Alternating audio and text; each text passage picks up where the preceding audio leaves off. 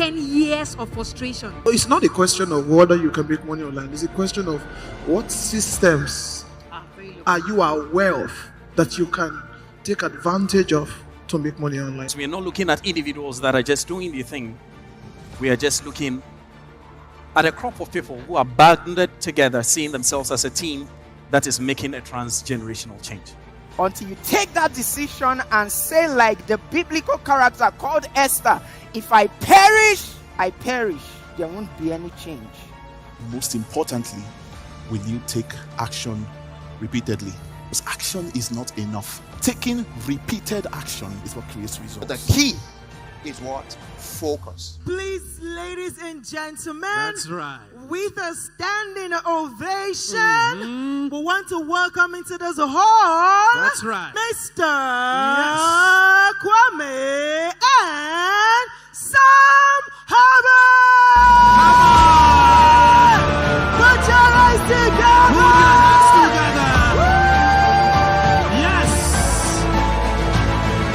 Becoming a millionaire or billionaire is not a function of age. It's not a function of your nationality. It's not a function of gender, and it's not even a function of your spirituality. People are saving lives on the internet. People are changing their families' financial standings using the internet. If today we have mobile money and my 72-year-old mother can send and receive money, it should tell you what technology is. If you want to influence and impact people and you want to be comfortable, you will never get to influence and impact anybody, ladies and gentlemen.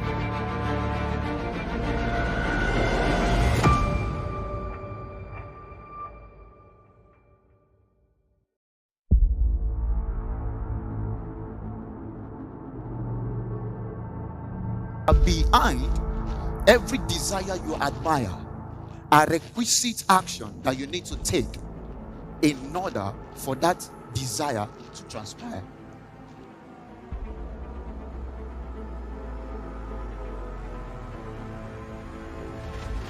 I want to say welcome, Accra, Ghana, to the 40 Streams Conference.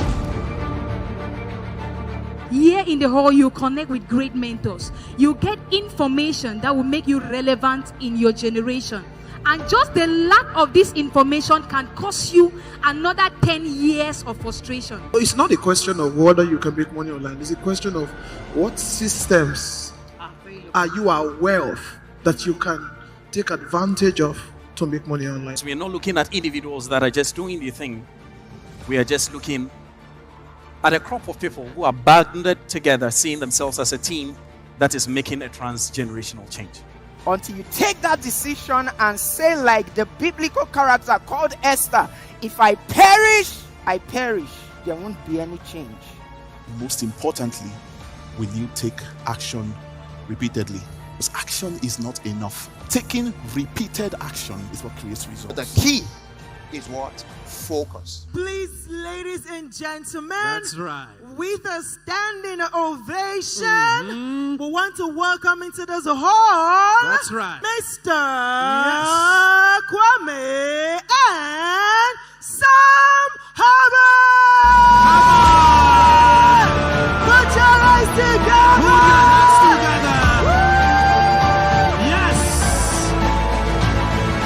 Becoming a millionaire or billionaire is not a function of age. It's not a function of your nationality. It's not a function of gender, and it's not even a function of your spirituality. People are saving lives on the internet. People are changing their families' financial standings using the internet. If today we have mobile money and my 72-year-old mother can send and receive money, it should tell you what technology is. If you want to influence and impact people and you want to be comfortable, you will never get to influence and impact anybody, ladies and gentlemen. Every Sunday it's 5:30. We gather. All right. Okay, this This my music is not sweet. I actually wanted to start with a song, but I don't think the song is sweet in the way it's supposed to sweet. All right, if you can hear me, give me 111 all over in the chat, just to be sure that my voice is clear from your end. Welcome to Family Meeting episode 2.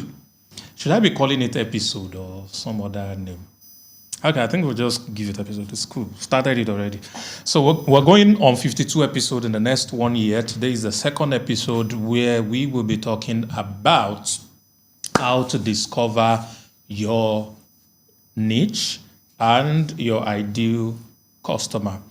Now, it sounds cliche when you're talking about finding your niche. What niche should you focus on, or getting your ideal customer sorted? But the reality is the difference between the results you should be getting in business and the results you are getting that you do not like is because these two things are not yet clear. Now, I am speaking to a crowd of different demography. I mean, there are people who are just about to start, and there are people who are in the center of their businesses. You're already doing something big. You're looking to scale. You're probably just not happy with the current results you have. And there are people who haven't done nothing yet, just aspiring, they're hoping to do something. They are not even sure where they're supposed to be. And there is also this other demography who have done a lot of things already, but they are not fulfilled. So they are looking to change into something fulfilling, something they believe resonates with their person and who they are supposed to be. So either of these divide where you fall in. I'm not liking what this color looks like. It's kind of dull. Where's your lantern? Oh, I'm supposed to do something to this guy. Can you change it? Give me warm. Slightly warm on this. All right, let me see what it can give me. All right. What would you like to make? I'm not talking about you. Okay, so this is better. Now I feel a bit brighter. Awesome. So regardless of which of these demography you fall into, these things we're about to discuss today is the difference between the result you should be getting, which is the great result, and what you currently have, which is the one you are not happy with. So if we can find these two things, we can therefore build on it continuously. The Bible says if a man wants to build a house, not just a small house, but a tower like Burj Khalifa, and he doesn't sit down first before starting to build to count the cost of getting that tower standing and ask himself, will I have enough resources to finish this tower? If a man doesn't ask that question and goes into building that tower, and somehow he got to a point he could not finish it, people will mock him. Now, it's not just people that will mock him. Life will mock him. So you are at a point where life is mocking you right now. There are things you are supposed to get done that you could not do. Money-related problems or problems that money can solve. It is because you are doing something or you intend to do something that you did not count the costs if you'll be able to finish it. And what is the implication of this? It means when you're doing business, when you're building a career, if you do not lay the right foundation, you are going to be in trouble at the end of the day. And this is why we have to start from here. Last week in the episode 1, we talked about your mindset, the right mindset. I gave you an assignment. Who has done my assignment? Give me 222 if you've done my assignment. Give me 222 if you've done my assignment. I told you to put the amount you want to make and then write out all the things you want to do with it, 20 things you want to do with it, and then ask yourself why you want to do each of those things. And then go the second level deep, ask yourself why about each of those why. When you get to a point where you black out, it starts to come to you that maybe I really do not have plans for the kind of money that I want to make. So it's very important because the more reason you find for the amount of money you want to make, the easier it will be for you to begin to recognize opportunities that will bring that amount of money into your life. That's number one. Number two, you get the right drive that pushes you towards the things that you are daring, the things that you are getting done in order to have the kind of life that you want to have. So these things are very important that you put into considerations in whatever it is that you are doing. Either you're building a business or you're building a career. So that's what we dealt with last week. We laid the foundation. I told you to go and experience things that will activate your personal recognition system. Why should you do luxury? Because number one, luxury is just good. It's just what it is. It is good. All right? It's sweet. It's beautiful. It's fantastic. It's interesting. It's how life is supposed to be. So let's keep that on one side. Number two is because when you experience luxury, because of the nature of it, by the very nature of luxury, a part of your brain wants to get you back into that luxury. Do you get me? So let's say you go and eat at a certain restaurant that is just luxurious. It's going to be expensive. Good. So you're not able to go there every day. Because you eat every day, you're not going to be able to go there every day to eat. But because of the experience you had the first time you go, something happens in your mind, in your brain, that begins to desire to go back into that restaurant to have that experience again and again and again. And guess why that is important for you as you're building a business or building a career? Your life begins to identify things that you can do that can bring in the kind of money required for you to go to that restaurant again. The same thing if you fly business class and you love it. I pray you love it. Or first class or private jet and you love it.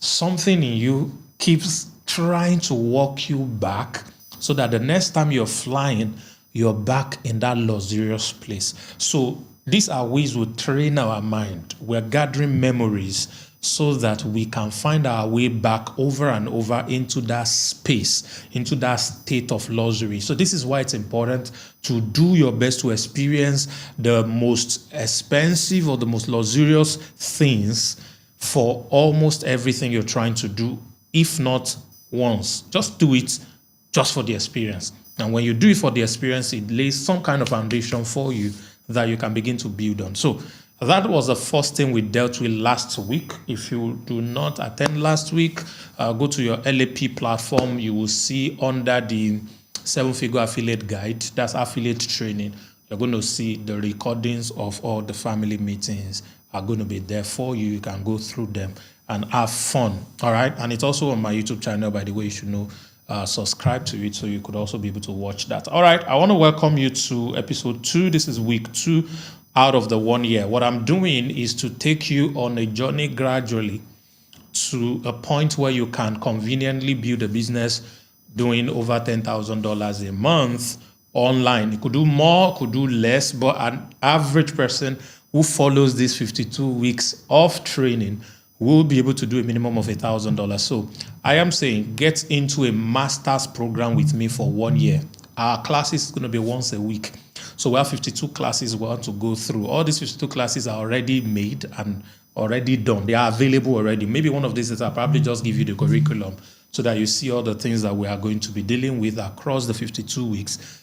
And each of the week I'm laying on a previous foundation and I'm giving you assignment, the things that I want you to do that will build you towards that reality. So in the next 1 year, you have all it takes, especially if you're a doer, that's someone that practices what they are learning, you are going to get there. If you are not typing 222 today and you were here last week, shame on you.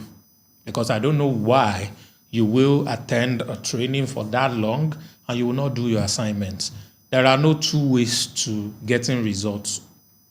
The only way is to do. It's not to listen. The only way is to practice whatever it is that you're doing. That is what changes the whole thing. I woke up to a thought and I want to share the thought. It just crossed my mind now. Think and grow rich is a scam. How many of you have heard think and grow rich? Yeah. You don't think and grow rich. Because thinking alone does not make you rich. Thinking is the foundation for the steps that makes you rich. If you don't think, you will not have access to the ideas that makes you rich. But when you think, you have access to it. But acting plus thinking is what makes you rich. All right. So you might have read that book. A lot of people have read that book. Millions and millions and millions of people. How many of them are rich? It is not about that. First step, read the book, get information. And then number two, now start thinking. Thinking does not bring food on the table, doesn't put money in your bank account.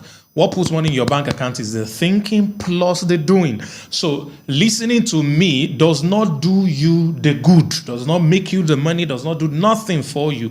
That's why there are people who have been listening to me for years and are still broke.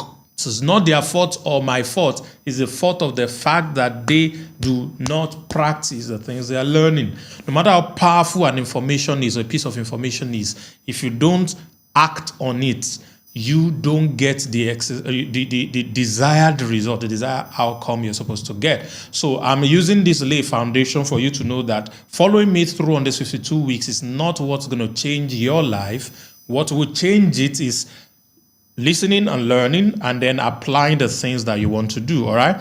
So think and grow rich is a scam. You don't think alone and grow rich. You think and act on what you are thinking. That is how you get rich. Did you get that? All right, fantastic. So now we've laid all that foundation. Today, we are going to go into episode 2. So we want to talk about niche discovery. It's very important. And we're also going to be talking about ideal customer avatar. We want to create a persona. So tonight's class is going to come with practicals. So we're going to do a lot of practicals. I'm going to lay the foundation for you, but beyond that, I'm going to now build on a lot of practical, and I'm going to use this opportunity to introduce you to one of my newest products, which I think is free, so you can have access to it. I have nothing to sell you. Now I'm sounding like Alex Umozi. Yeah, I have nothing to sell you. All I'm doing is just teach you to riches, teach you to stupor. All right, so I got a couple of thoughts that I wrote down that I just want to roll by you, and I want you to please write them down as much as possible. Number one, you can't sell to everyone. All right? You cannot sell to everyone. Now, the categories of people that are listening to me that are in class right now, you are either running your own business or you're an affiliate because you're part of the LAP family. If you're selling your own product, it's not everyone that can buy your own product. All right? Big Smoke, don't worry, I'm recording. It's not you. It's not everyone that can buy your product. If you are promoting an affiliate program, you cannot promote all products. Okay, so that's the first thing. Number two, you can't sell everything. So let's say you have one product you're selling. Number one, not everybody will buy that product. Not everybody needs that product. Number two, you can't also sell everything. Say, I can sell everything. Ooh, that's the problem with a lot of people. You're selling mouse, you're selling laptop, you're selling phone, I'm just mentioning things that I can see on my TV. You're selling food, you're selling all kinds of things. You can't do that. Even Amazon is not selling everything. It's selling a lot of things, but it's not selling everything. So you can't sell everything.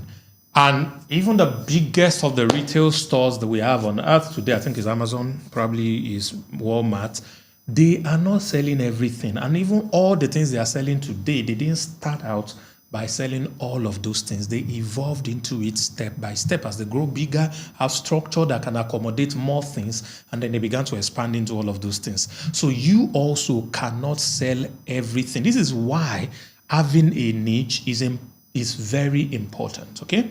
So that's number two. Number three, you need to sell to a predefined kind of customer, a product that can cure their pain points. This is the solution to business transaction, value exchange. What I'm selling has to be specifically prepared for a unique kind of customer. And my product or service that I'm offering must solve something very important to that customer. Okay? So there is me, I have things that I want to sell, and there is a customer that needs to buy. Okay, let me say it this way. There is nobody, because you are a customer, I am a customer for one form of product or the other. None of us wake up every day and what we're thinking about is, I have to buy things today. buying. I need to spend money, I need to buy things. No. What most of us think about, or all of us think about, are the needs in our life. Oh, I need to eat today. So in order to eat, I might need to buy food stuff. I might need to buy cooked food. I need to go to this place today. In order to go to this place, I need fuel in my car, or I need to get a cab. You see where I'm going? So a need is what prompts us to buy. If you flip that over, it is the need in the lives of the people we're selling to that makes them buy from us, or whatever it is we're selling. Do you get it? So the journey did not start from my product that I want to sell.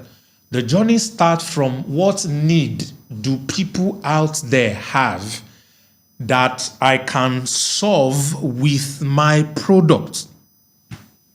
Did you get that? Please, if you understand what I just said, type product. So the journey did not start from my product. The journey starts from what need do they have out there that my products can solve.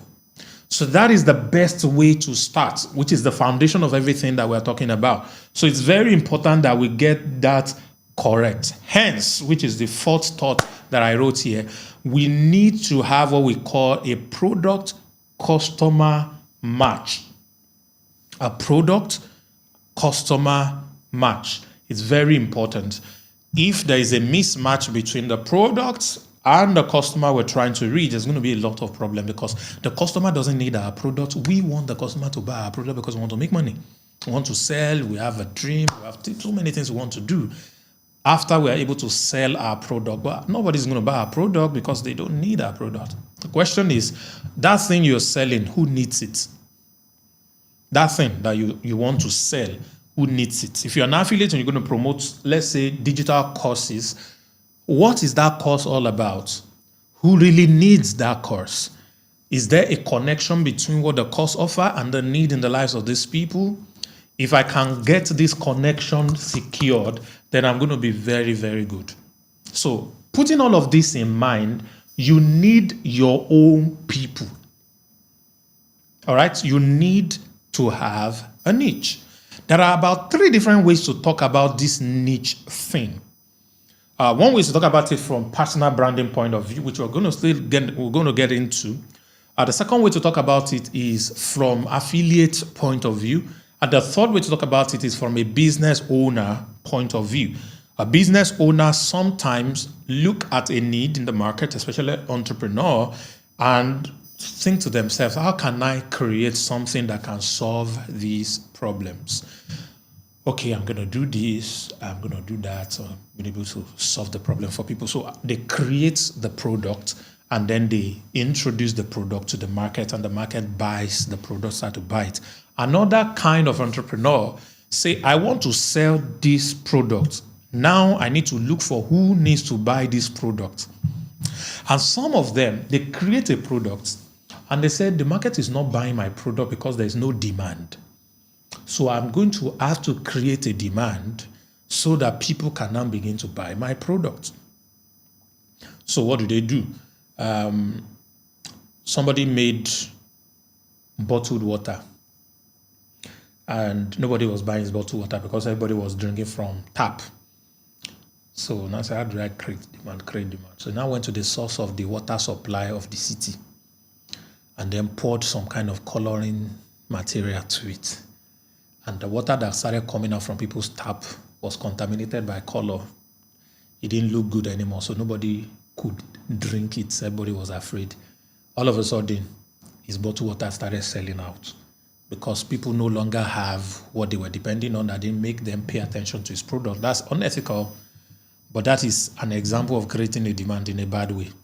So it creates that demand, and then people begin to rush their product. So there are people like that. There are people who made weapons, and so that they will sell, they have to create a demand. And how would they create demand? 2 brothers. One brother slapped the second brother yesterday. And the one they slap is thinking, I'm going to slap my brother the next day. So the people who made weapon answer, why do you want to slap him? He won't respect you. See this weapon that we made. If you just use it, he will respect you. I said, I want this weapon because I want to show him that you can't just slap me like that and say, bring money, we'll give you. So he brought money. They now give him the weapon, he goes to use it. That is what happens if you make that a big scale. For example, there's a country in Africa, there are some people that used to rear animal. They rear the animal into people's farms and all of that. And somehow, they have been killing the farmers in that particular country, and those farmers are not able to fight back. They are crying to their government, our government save us, and then they are not able to save them. So they kept on attacking them, those goats people that are herding goats. They kept hurting them. Now, somebody has created a weapon. They will now go and meet those communities and say, you know what, don't wait for your government. Just gather some money. We have what you can use to harm yourself. So next time those goat people come, you just show them pepper. What do you think will happen? So those ones who pay, they get those weapons. The goat people show up. Now, before you hear it, they say they are doing civil war, they are doing this and that. So most of those news you hear, it's not because those two communities just hate each other and just want to finish each other. No.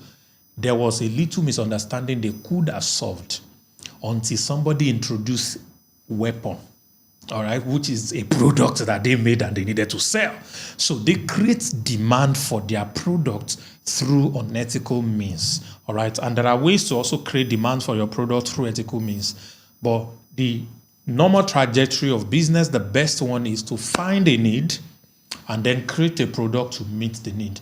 Not the other way around, not creating the product first and then looking for who to get it. So either way you find yourself, the demand is important for there to be a product customer match.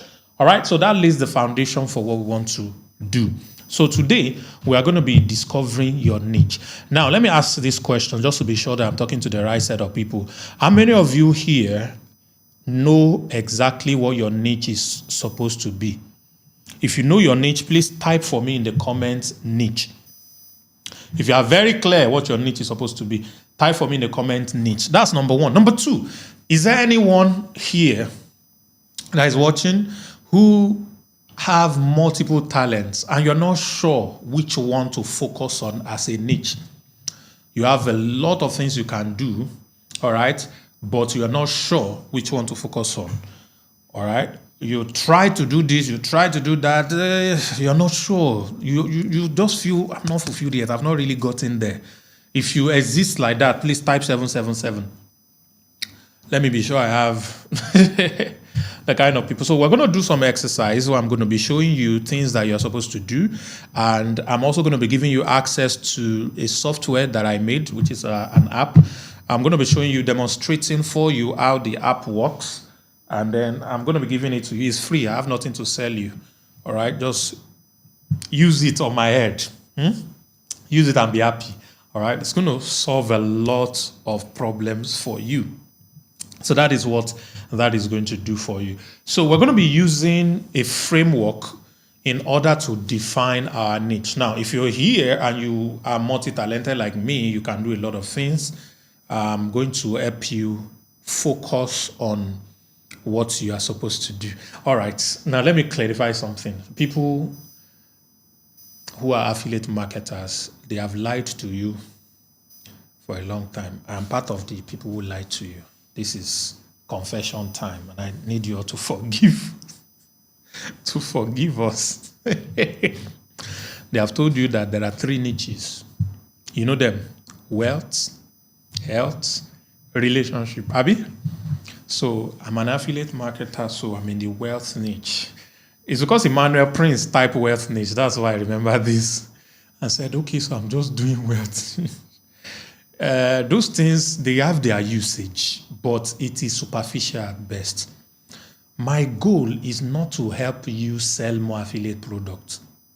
My goal is to help you build a sustainable business around affiliate marketing or your own product. Do you get the difference in the two? What do I mean by this? Someone who just sell affiliate products makes money when the product they are promoting is being accepted by the market they have access to. E.g., 2 years ago, 3 years ago, there are people in LAP that are making millions every week. The moment they could no longer sell that product for whatever reason happened, they went completely broke. You know them. Some of them are your friends. Some of them are even you yourself.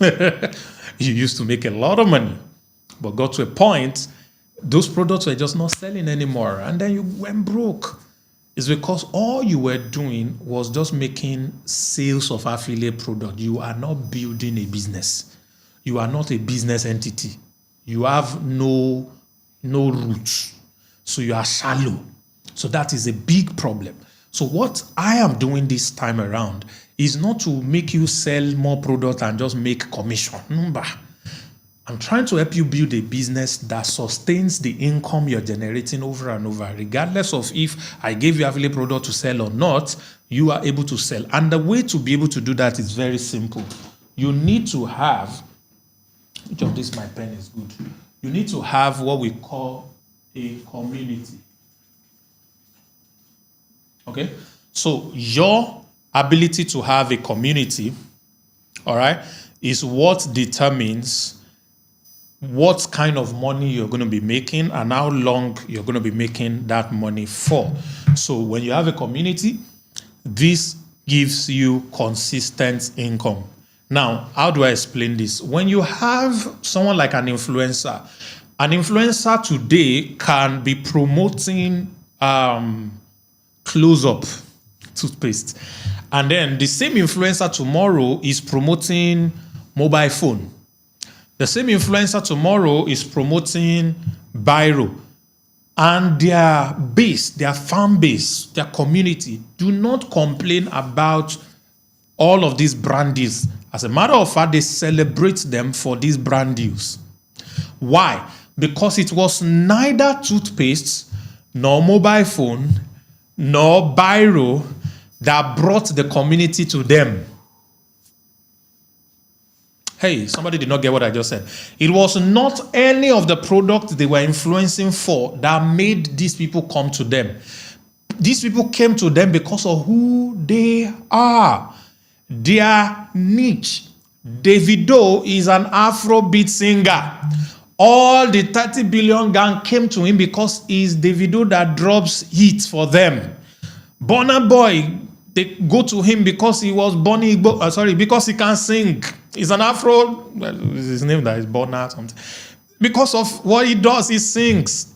So all his, I don't know what they call their own, maybe Odogu gang, is because he could sing.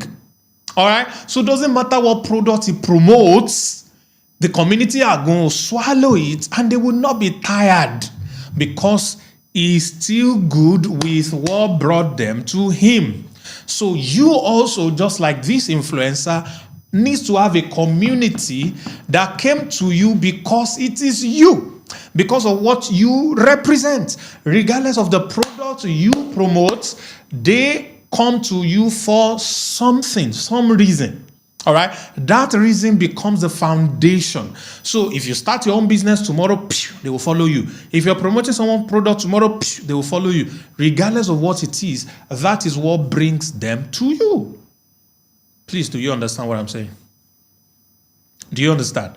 All right, so that is the key thing. That is the most important thing. And this is why your niche is the most important factor that you need to get done. So we're going to be using a framework called the focus framework. All right, we're going to be using the focus framework. Now I'm going to break this down for you very easily, and I'm also going to be giving you examples and stuff that you need to follow. All right. Now there are a couple of questions we're going to ask. I'm going to give you an example. I'm going to take one or two volunteers from Zoom so that we're going to work on this together, and then we're going to take everything into the software so I can show you exactly how this works. Are we ready? So we have 5 steps here. This first step, which is the F, is talking about filters of fulfillment. Now, this first guy is very key and important because whatever you do, now let me state this very clearly now. Whatever you do, if you are not fulfilled, it is always going to be empty. It's always going to be inadequate. It doesn't matter how much money you make. There has to be some level of fulfillment in whatever it is that you are doing. All right, it's very important. The O stands for opportunities in the market. So the fact that you are passionate about something, it gives you fulfillment. This F talks about your passion, by the way. All right, and people always say, is Dangote passionate about sugar? Do you think that is his passion?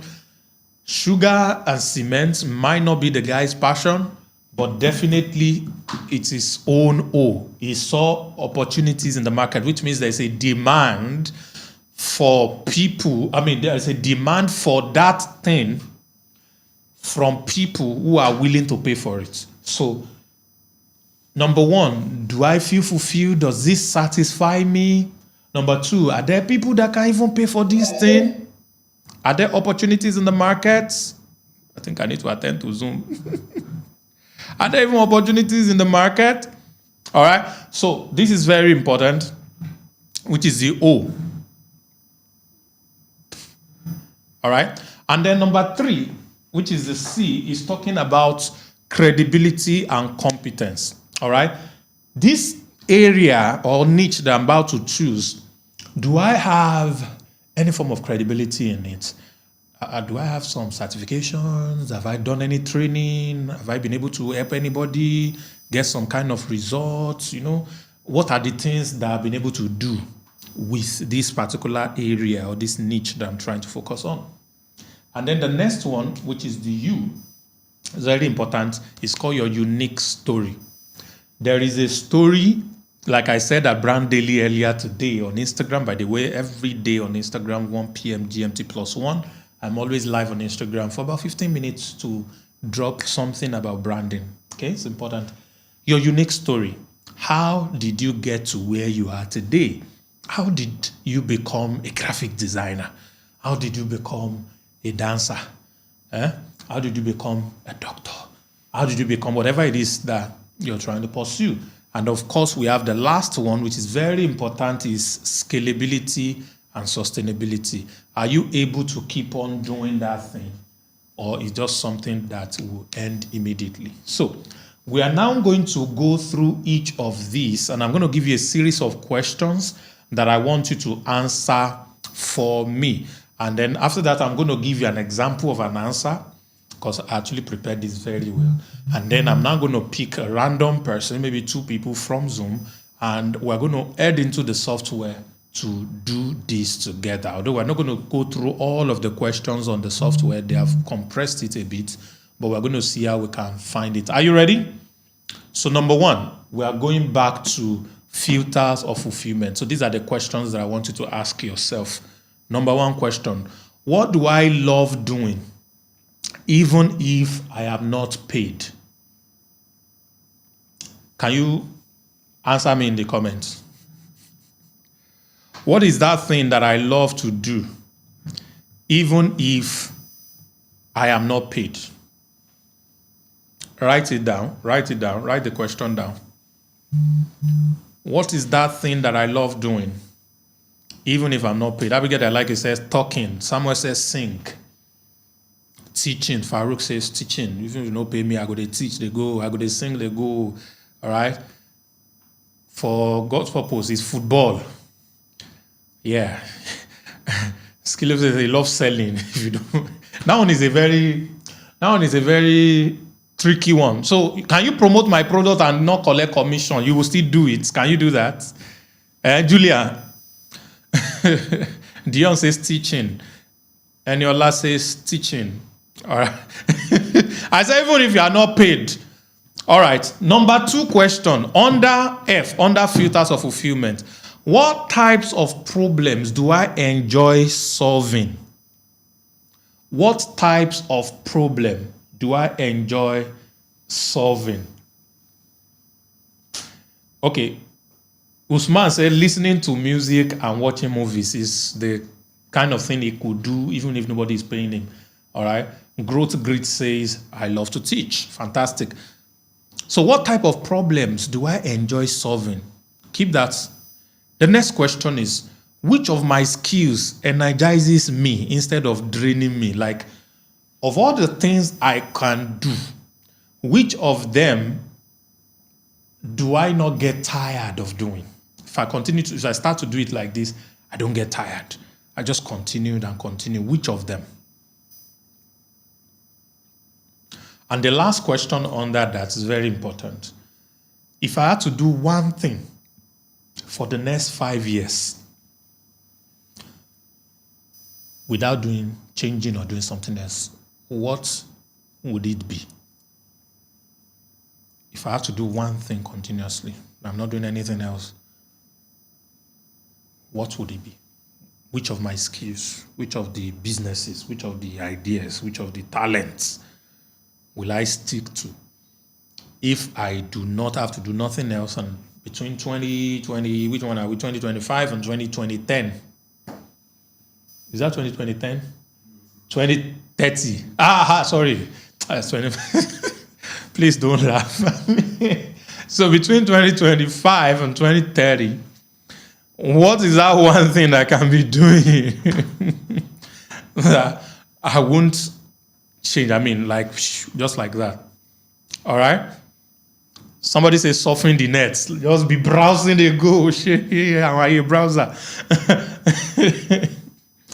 Okay, so that is for F. So let's move to O. Now, 4 questions also that I'd like you to answer. Question 1. Which of my skill is already being paid for in the market? Of all the things that I'm doing, which of them are people paying for already in the market? Video editing.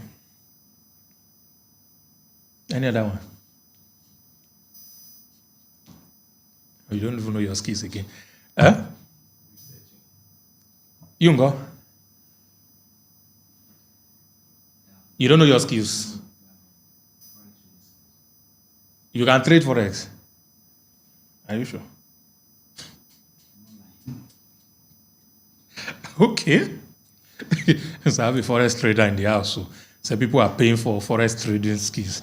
Inspirational speaking, trading for there's another trading forex person like you here. So which of these things that I can do are people already paying for in the market? That's the first one. The second one, are there trending industries or underserved audience in this area that I can target? Which means, are there enough people that are providing this service versus people that need the service? So, for example, if you're a singer, you know that's a freaking saturated, it's a very saturated niche. So there are enough of people that are providing that same service, all right? So being able to get your own blue ocean will be a little bit difficult. And it's not about the talent. If not, Thames will not be winning Grammy before the WhatsApp page. Because I don't know what that girl sings. Don't tell her. Sing off key anyhow. Even me, when I was in choir, I sing better than her. Just because they have nyash. Hope they didn't hear me. They hear me. They didn't hear me. Okay. So, I didn't say nothing. Question 3.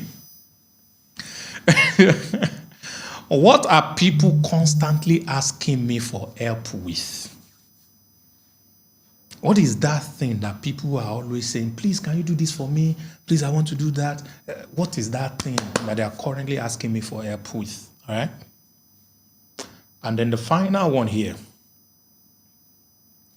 Is it possible for me to name 5 people that are making money with this skill or in this niche? Can I name 5 people? 1 people, 2 people, 3 people, 4 people, 5 people. Can I name them that are currently making money?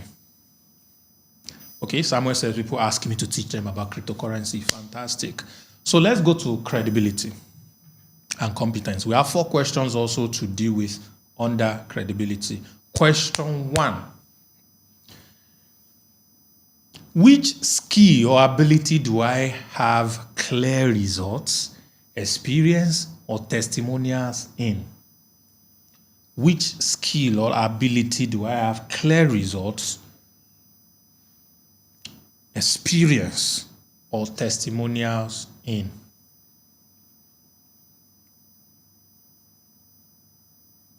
Number 2, where do I have the most confidence and knowledge? Where do I have the most confidence and knowledge? Where do I have the most confidence and knowledge? In what skill do my confidence is the highest and I know so much? Now, let me shock you. How many of you know that when I was 19, all right, I could not stand in front of maybe 10 people to speak or 5 people to speak. Anything that is formal, I couldn't do it. I can only speak with my friends that we see each other and go around every day. So we're gisting. I could tell stories to those people. But whenever it is like maybe a birthday, something, I can't speak. Maybe it's a Bible study or Sunday school or something. And I used to shake, like physically vibrate, and I can't speak. But today, that's the number one thing I can do. So I was almost 20 and I can't even speak.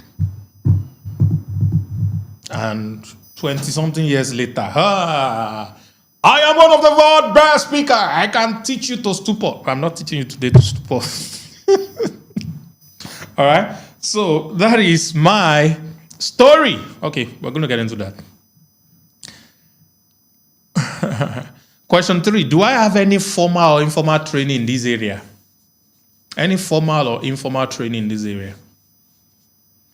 And the final question under C is, which of my abilities do others recognize or validate the most? What is it that people say you do too much? They complain you do too much. They use it to do you.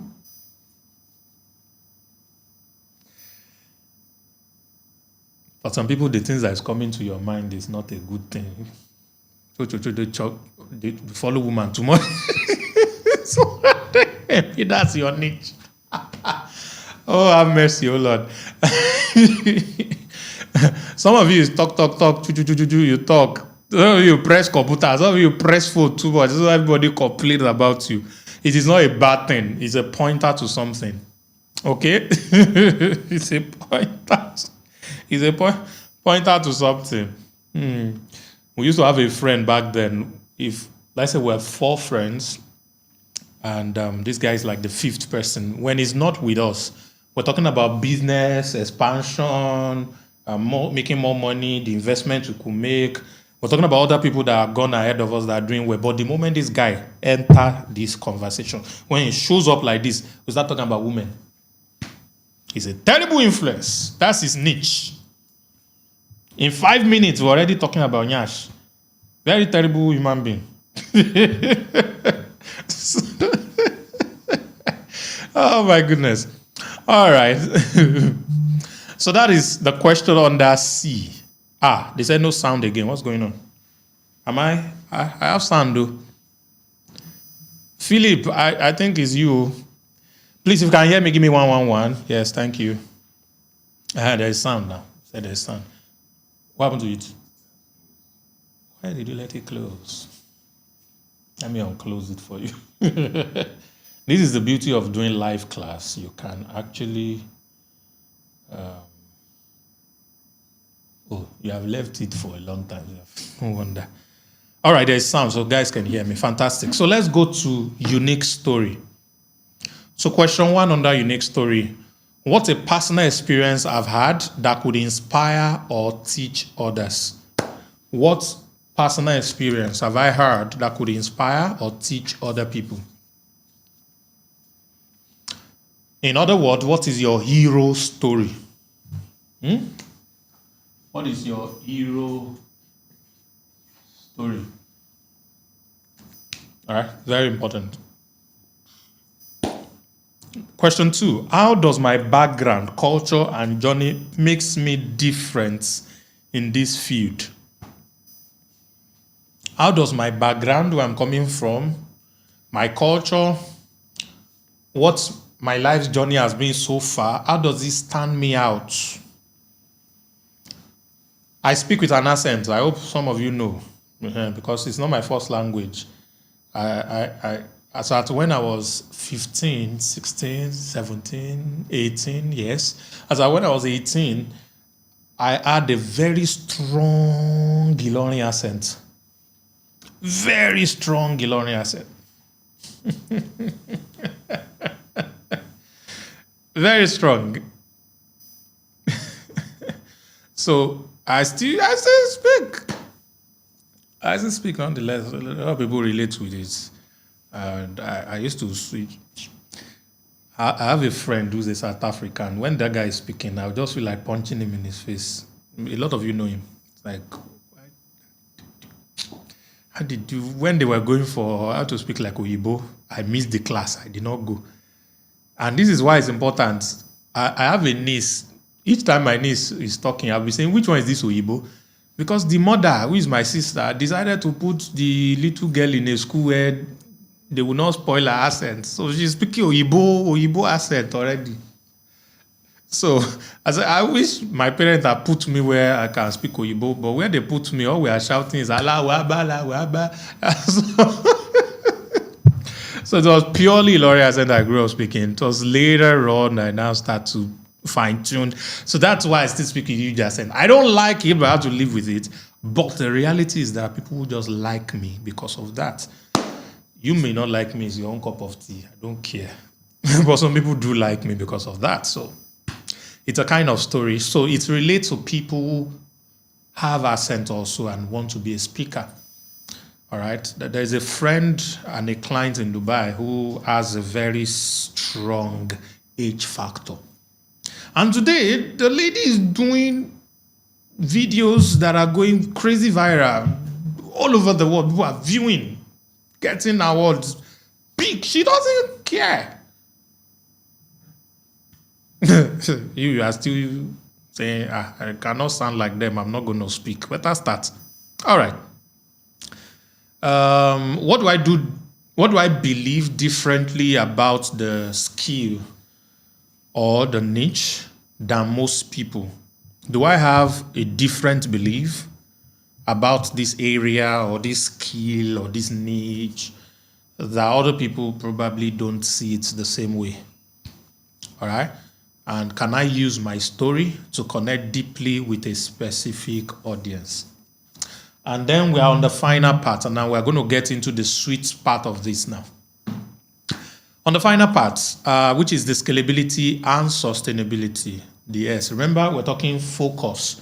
In order to get our niche, what should you focus on? All right, S. Question 1. Can I create digital product, service, or content from this skill? Give me an answer. Whatever skill you are considering in your mind, or this area of strength or talents, can you create digital products, a service, or content from it?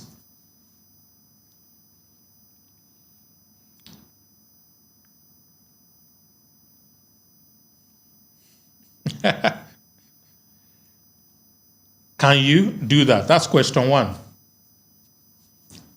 Question 2. Will I still enjoy doing this at scale or in different formats?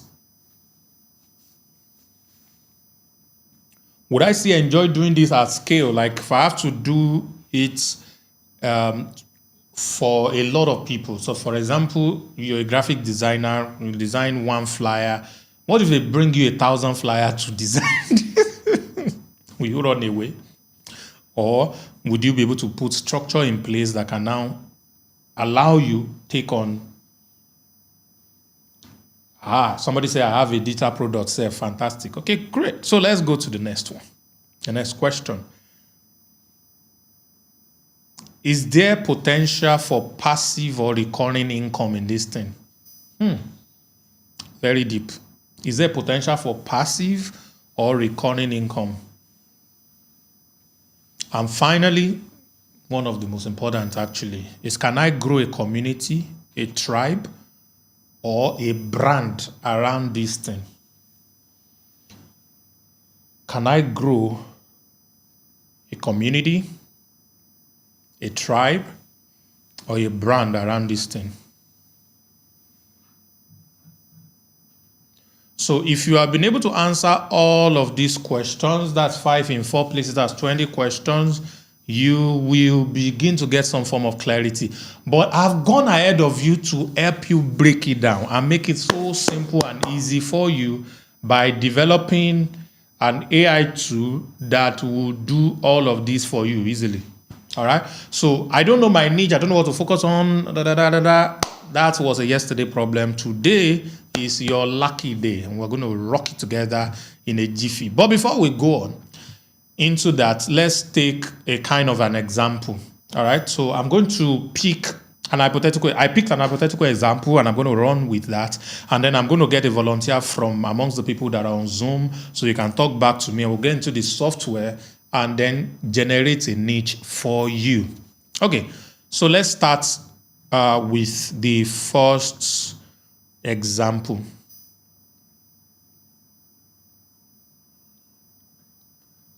So the name of our example is Ada. So we're starting with the F, which is the filter of fulfillment. So we're asking Ada those questions, and then she's going to give us some answer.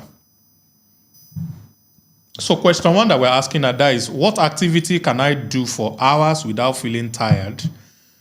What types of challenges or problems do I naturally enjoy solving? Which of my skills feel most rewarding for fun? What would I do for free if I didn't get money? And what do I feel deeply drawn to? So the things that Ada is good at are graphics design, public speaking, event planning, teaching, and writing. Ada is good at all of these things. So she discovered from the first step that she loves to teach ideas in creative ways. She feels fulfilled when helping other people express their idea visually. That's when you tell her this is what you want to do and she can help you design the logo, she enjoys it. All right, she enjoys public speaking and explaining concepts. So from this, we're able to deduce that our top 3 fulfilling skills are teaching, design, and public speaking. So we'll move to the second one, which is the opportunity in the market. We ask all the questions, and this is Ada's answer. People often ask her to design flyers and logo. These are the things that people ask her help for repeatedly. Number 2, she has 3 paid speaking gigs this year already. It's the 6th month or 7th month, and she has been able to speak at 3 different places that they paid her. Number 3, she sees others selling online courses on Canva and content creation. All right. And number 4, small business owner need branding help. All right. So what industry or target audience are actively spending on this? So the top marketable skills based on these are graphics design, teaching, Canva and branding, and public speaking. You are seeing that these things are beginning to align a little bit. And then we'll go to the credibility and competence. So after asking the questions, I'm jumping now because we're going to get into a real life practical right now. Now, Ada has designed over 30 clients, and she has their testimonials. Number 2, she has taught 100 students Canva in a free webinar. She once helped a business rebrand, and their engagement on Instagram tripled. All right. And she's not yet certified in speaking, but she's very confident about speaking. So strongest proof are in 2 areas: graphic design and Canva training. Public speaking, she doesn't have a great stuff, so we are dropping that for that part. So we'll go to you, which is unique story. What is our unique story? After asking all the question, she taught herself Canva while broke in the university and started freelancing on Instagram. That was her story. That's how she started doing designs on Canva. Number 2, she believes everyone can become their own designer without expensive software. That's what Canva practically does. And number 3, her uniqueness, she combines storytelling, brand identity, and emotional design. So her unique angle is teach storytelling-driven brand design using free tools like Canva. I'm going somewhere. And finally, scalability and sustainability. After asking those questions, Ada's answer is create a Canva for entrepreneurs digital course. So she can create a course called Canva for Entrepreneurs. It's a course. Number 2, she can sell template packs and host monthly workshop on YouTube. All right? She can build a community or DIY brand builder. What is DIY now? Do it yourself. Yeah, do it yourself brand builder. All right? So the scalable model are digital course, template, and coaching. So Ada's niche after all of this is to help non-designers build scroll-stopping brand visual using Canva and storytelling. So that is what niche she's in. All right? Our personal brand now has clarity. She knows what to focus on. She knows the market fit, the people she's trying to reach. She knows the scalability and then the personal flavor she's bringing to the market. So, having done all of this, let's now pick an example. I caught you. Let's pick an example. Who is ready? Who wants to volunteer on Zoom? Especially if you are confused, if you have plenty of skills and things you are good at and all. So you are going to be able to hear the person, and then you're also going to be able to see the stuff. I don't know. Do Zoom still have how to raise hand? Because somebody did clapping. That's not how to raise hand, so I can't even see who the person is. Anyone? I'm not using you, Casey. I'm actually trying to avoid using you. You are close to me, so let me not use you. So let's see. You can still keep your hand up. If I find someone else, I will use the person. If not, all right. So I have a big smoke. Let me see if I can hear. Big smoke has dropped. Oh. Okay, let me use Dion. Dion, you seem to have it figured out. But let's still use you. What's going on now? Dion, hi. Good evening, sir. I can hear you. Okay, fantastic. So I can hear you as well. So I'm going to be going into my app, and we are going to do your niche together. Okay, with this, I'm going to need to make it like this so that you all can see. And okay, so let me log in. Which of these would I use? Let's use this. Accounts and login. So I built this app. Nobody's saying you again.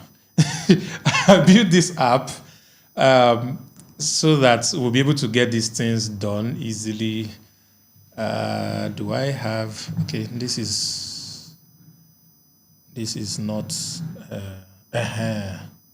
So this is what it's supposed to look like.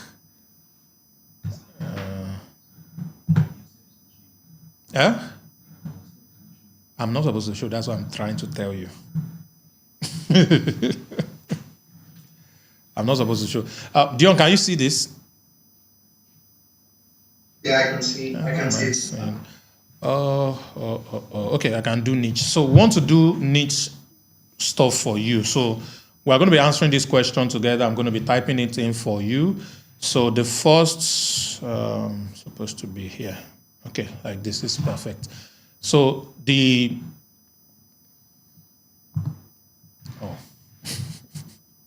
okay.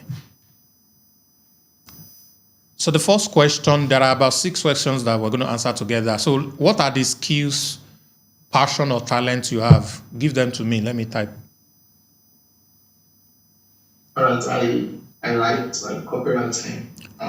Hold on, no, I'm typing. How do they even write copywriting self? Copywriting. What else? Alright. Yes. Yeah. Then sales funnel optimization as well. Build sales funnel. Go on. You can see what I'm typing, so be helping me by just giving me what I'm doing. Meta ads, meta advertising.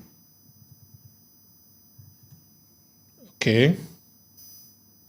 And then I can also teach. Like I love teaching and impacting people with these skills. What else? Is that all? Yeah, I think that's the summary of everything. Don't give me summary. Just give me, because we're doing real life practicals here. So give me stuff. All right, so we are done with that first one. So we have been able to pick a couple of the skills you have. So the next one is, what activities or problem do you love working on, even if you are unpaid? What energizes you and give you fulfillment? Okay. Yeah. All right. So even if I'm unpaid, I love teaching. Like I love teaching what? The idea of helping people figure out teaching skills, teaching these skills that I know, teaching copywriting, teaching the concept of marketing, basically. Marketing, copywriting, and sales funnel. Okay. Okay, what activities or problem do you love, even if unpaid? Okay, so we're good with that. Let's move to the next one. Question 3 said, which of your skills do people often ask you help with? Copywriting, mostly. Yes, copywriting. Copywriting. Is this how to spell copywriting? 1 T. Hey, why did you leave me like that?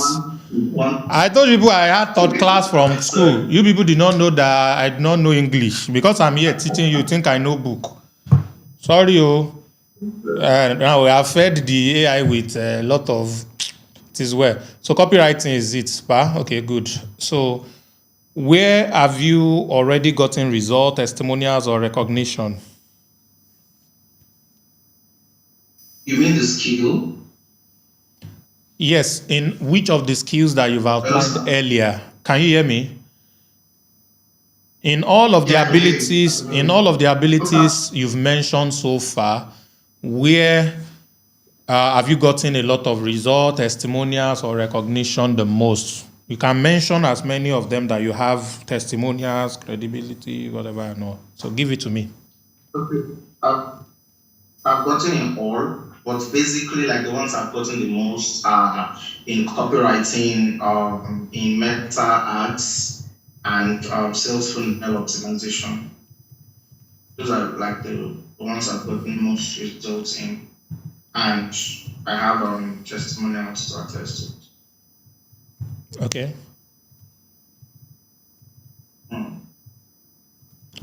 Optimization. Okay, so we are good on this. We'll go to question number 5. We have one more to go. What's your unique story or background? Based on all I've explained to you so far, what do you think is your grass to grace or hero story? How did you get here? All right. Well, my hero story is I used to be a teacher. I used to be a room teacher. Okay. And what I did, I came across your training online. I remember I used part of my salary, and I borrowed some money from a couple of people to join the platform. I said then, from the things I learned from the platform, I decided to learn the skills individually. Like apart from the overview of the knowledge I started, buying different courses to learn the skills individually.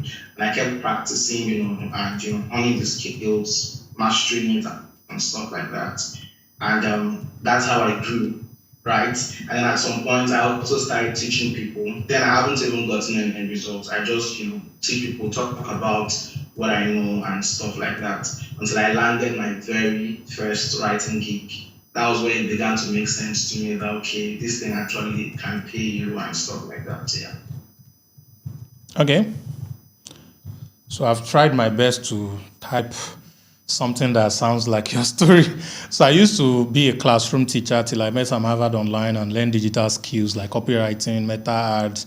I later went practicing while I teach other people till I got my first paid gig.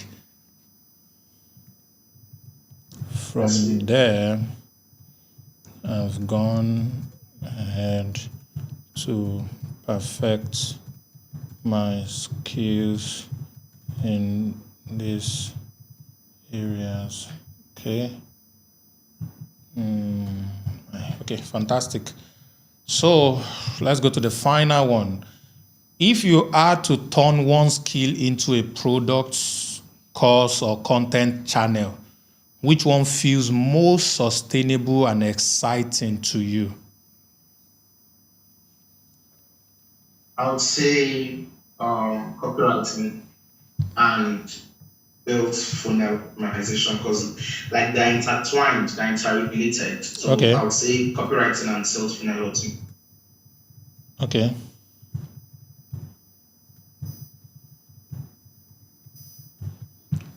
Okay.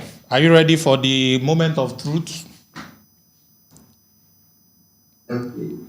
Okay, discover your niche. Please don't fail me. Please walk. Oh, I'm doing knife demo here. Ladies and gentlemen, we're about to get Dion. Bang, bang. So your niche, your recommended niche should be copywriting and sales funnel coaching for aspiring marketers. Do you get? Yes. So copywriting and sales funnel coaching for aspiring marketers. So it already gave you a target audience. It limits what you're doing to copywriting and sales funnel, and then it puts coaching there. So these are your focus points. All right. You find deep satisfaction in teaching others about marketing and sales strategies. You enjoy sharing your expertise in copywriting and funnel building, which brings them fulfillment even when you are unpaid, which brings you fulfillment even when you are unpaid. The opportunities, there's a significant market demand for effective copywriting and sales funnel, especially among small businesses and entrepreneurs. All right. Many individuals struggle with these skills and seek guidance to enhance their marketing efforts. For credibility, it said you have a strong track record in copywriting, meta ads, and sales funnel optimization, evidenced by testimonials of successful projects.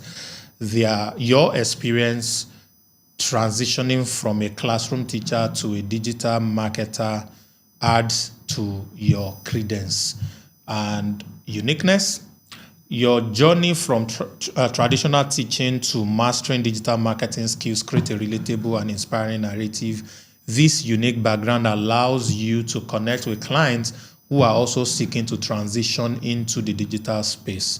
And scalability, the niche has a high potential for scalability through online courses, coaching sessions, digital products focused on copywriting and funnel strategy as demand grows. All right. Now, finally, why is this niche perfect for you? This niche effectively combines your passion for teaching and proven skills in copywriting and sales funnel. It meets a clear market need while leveraging your unique background, providing a strong foundation for a personal brand. So it means you build your personal brand around this. As you build credibility and expand your offerings, this niche can evolve into a comprehensive coaching business, helping others succeed in a thriving digital landscape. So congratulations, Dion. We have this. Now, this tool that I'm showing you can actually go further to help you build a content strategy. But that's not what we are doing today. We're going to deal with that later on. So you can go further, and this can build a content strategy for you going forward. Okay? So,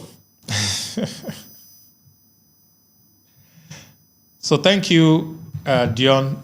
How many of us enjoy that? Do I have another volunteer? I need somebody that is probably tilting towards physical product stuff that I can work with, that I can do this for again. So that is how to get your niche.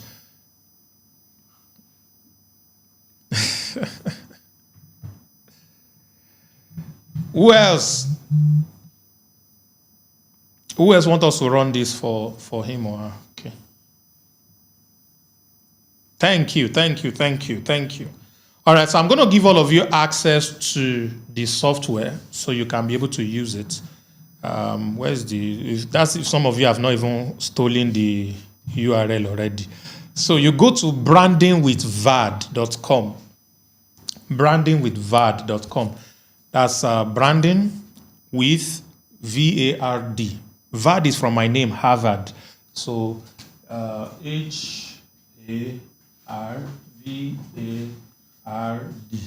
So we sort of I'm not visible.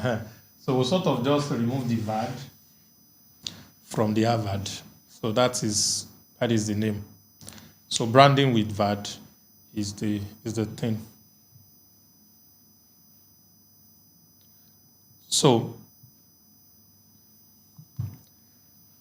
there are a lot of things that you can do with the software. So let me just use the opportunity to show you a little bit around on the software. We have the dashboard here. It's still being worked on anyway, but the dashboard is pretty direct. So the first thing you can do with this is your mission statements. All right. So you want to generate your mission statements. It will help you generate your mission statements using a simple framework of I help X to do Y for Z. We're going to get into mission statement generation later on, but definitely not today. All right. So to do mission statements pretty direct, you're going to go through a series of questions. There are 12 questions under that one. What skill or knowledge or expertise do you have that others find valuable? You put it there, and then it's going to get you a beautiful mission statement when you're done. And then the niche discovery is what we just worked on using the focus framework. So you'll also be able to do that. And then the third one, which is very interesting, is social media bio. So you want all social media bio done for you. You have to first do your mission statement first before you can do this. So you're going to be able to do that. And then let me log out of this account and log into a different account. So I'll be able to show you what that looks like, because I've already done mission statement for one. All right, so I'm inside a different one. So this is social media bio. So it's going to give you a list of all of the mission statement that you have done. So this is one mission statement that I did. I was just testing this out. I empower aspiring experts to build a thriving online presence without the fear of judgment or failure. So if I use this, it's now going to give me Twitter, LinkedIn, Instagram, TikTok, Facebook, and YouTube. So for my Instagram, it has a framework that is using. The first line is going to be what I do plus who I serve and how I help. And then my niche accomplishments, some of my interests or unique traits, and then a call to action. So if you click on this to generate, it's going to generate an Instagram bio that will be within 150 character for me. Ladies and gentlemen, it has given me two options. All right. It didn't write everything out here, actually. So it said, guiding future experts to shine online. No fear, just growth. Helped 200 plus clients reach industry leader status. Coffee fuel brainstorming addicts. That's just something about. So I have another one, empowering you to rock your brand confidently, zero jitters. Launch 50 plus personal brands from scratch. Karaoke champion after 8 p.m. Ready to. So this is like call to action thing. So that's the second one. So we can go to YouTube and eat it. It's going to give me YouTube stuff as well. That's my YouTube description, which is up to 1,000 character. So see, it recognizes my name already. Welcome, I'm Samava, the passionate brand professional on a mission to empower aspiring experts and entrepreneurs to build influential personal brand, thriving online presence, I'm thriving online presence, free You want to read story. He gave me about 3 or 4. This one is plenty.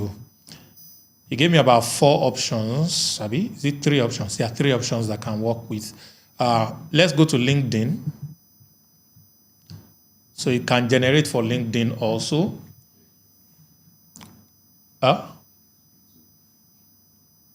Is it YouTube?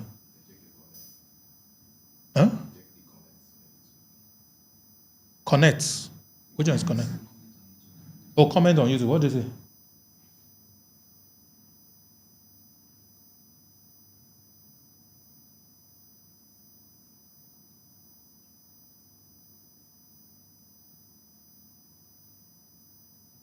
Okay, somebody that has done this stuff.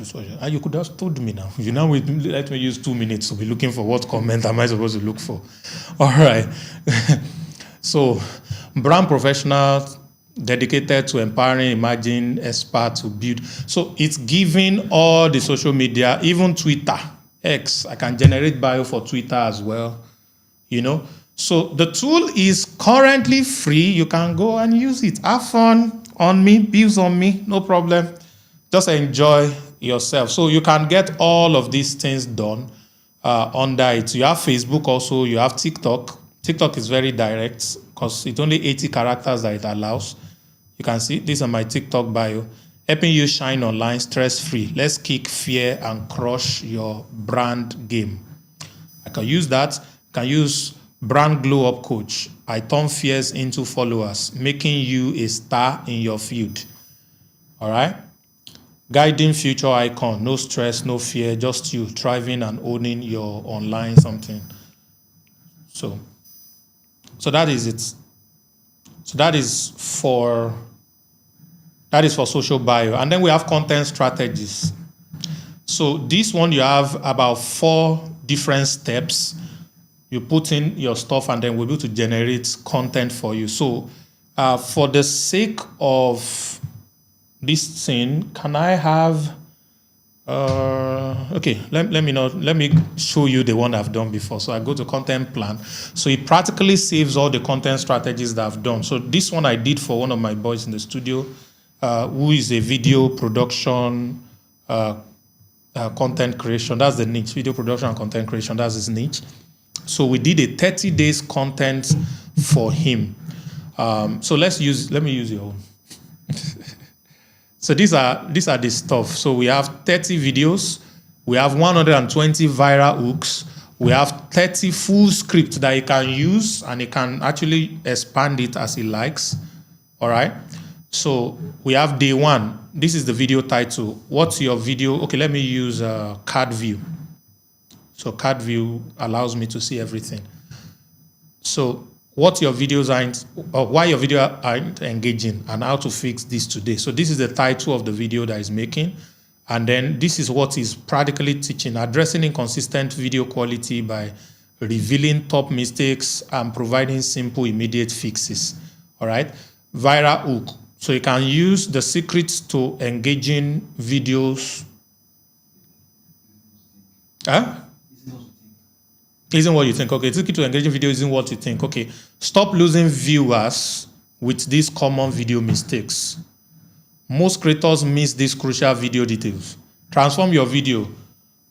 What I wish I knew earlier. All right? And then he has a Russell Brunson style script, which is hook, story, secret, CTA. All right, so you could use that, or you could copy it and go and edit it, add pepper and water and salt to it, and be able to use it. So we have day 2 all the way down to day 30. And it's also following multiple content pillars that can allow you create incredible content around any area or any niche that you have. You can download the entire thing as a CSV, and then you can also share it to social media or whatever later on. I'm going to put that one later on. So it's all done, ready to use. And I added one other thing. You want to learn from me. I don't just want you to just be by yourself. So I also added a learning session where I'm going to be teaching you branding and other stuff inside the platform. And that is this. I bet you did not know that I added this. You didn't know that. Gotcha. So this is it. Video. The world has you can watch has changed from business corporate brand. Okay, so you can also learn from me. All of this beautiful stuff are available on this platform. So this is cool. Now, can I shock you all? Okay, maybe not all of you, but I can shock a lot of you. Do you all know that I built this entire thing by myself without knowing how to code anything?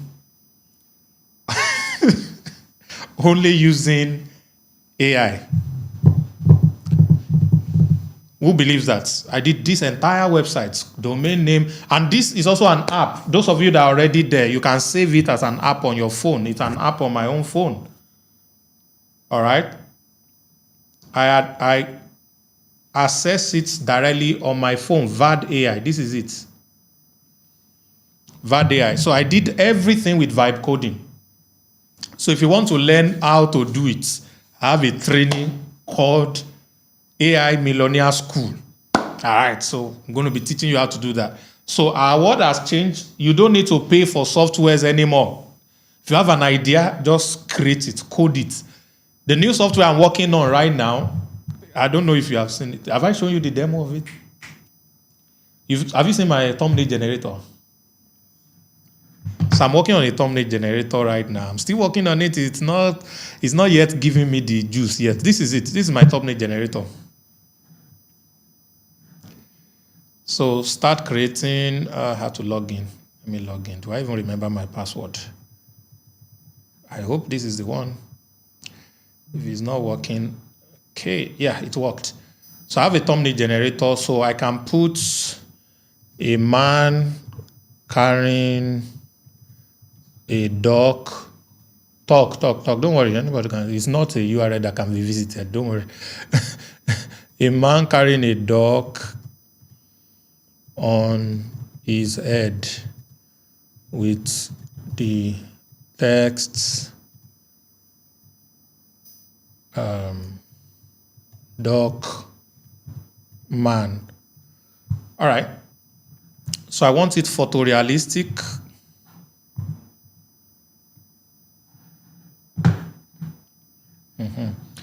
So if I click on create thumbnail, it's going to work and create a nonsense thumbnail for me, but it's still coming up. Can you see it? Yeah, thumbnail creator. Who likes this? Who likes this? So I can download it and do some interesting stuff. I don't want to do the face swap because he will laugh at me. He's not ready yet. I'm still fighting that one. So this is a very nice thumbnail, if you ask me. So these are some of the things that you can do. You know, can do all kinds of stuff on this, and that's what I'm working on. All right, let's get back to class. Have you learned something?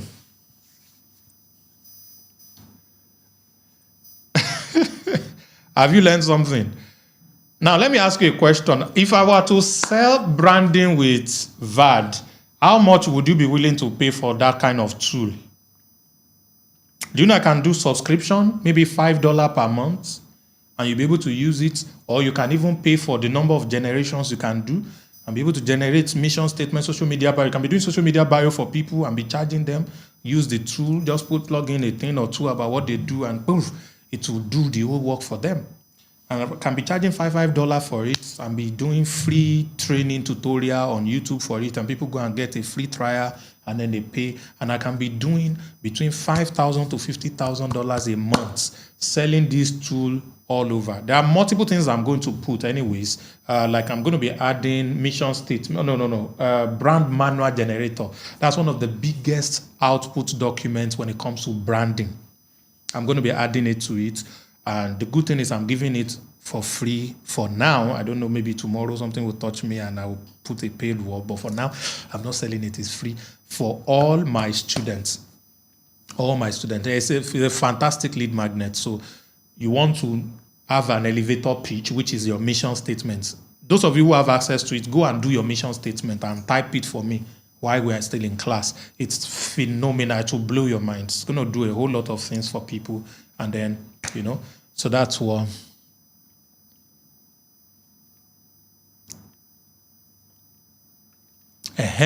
You don't need a skill. It could be interests. Like, for example, there's an example I wanted to use because I wanted to take someone else who is about skincare. So the person produces skincare stuff and starts selling skincare.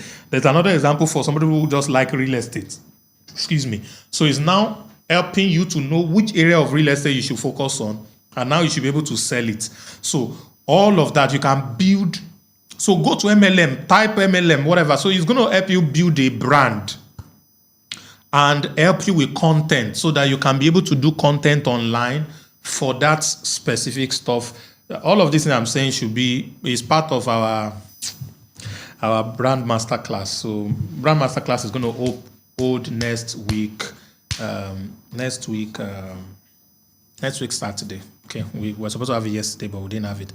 So let's continue class. So we have done the first part, which is your niche. Now, why is this important? Your niche is important because it determines the people you're trying to reach, the people that you are attracting to yourself, and the people that you're going to be selling to at the end of the day. So we are doing two things today. First is niche discovery. The second one is your ideal customer, or what you call customer avatar. So let's get right into the second part of today's class. Okay, so it's very important that you are sure of who you are selling to. So we're going to be using a framework for this one also. I think I'm going to be putting customer avatar on the app later on, but for now, I did not have enough time to put it.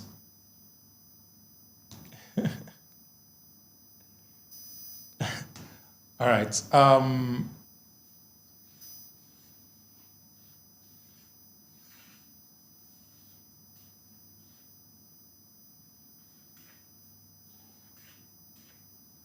One, two, three, 4, 5, 6, 7.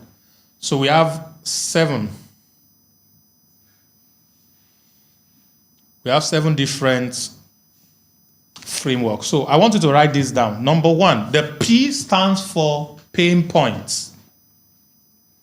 The P stands for pain points, which means that urgent problem, that urgent fear, all right? That serious frustration that the people you're trying to reach are facing. One day, I was traveling into Abuja by road, went to what would be Nasarawa, I think it was Kefi. And I was well dressed, I wore one of the finest clothes. The convoy we're in was balm, everything was sweet. And we couldn't wait to get to where we were headed for in Abuja, which was home, the hotel we were staying at the time. And everything was just cool. And all of a sudden, I got pressed. I needed to pee.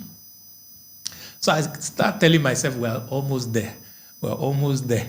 And all of a sudden, Abuja became farther and farther. We are not here in Abuja. What's going on? And this thing was, oh my goodness. So by the time we got to that Maraba, whatever, Nyanya side, there was traffic. Hey, whoa. I was busy looking for bank or eatery. So I'll just tell the driver, pull over, come on, I need to go. So we couldn't find a place. I was holding myself. People were talking to me.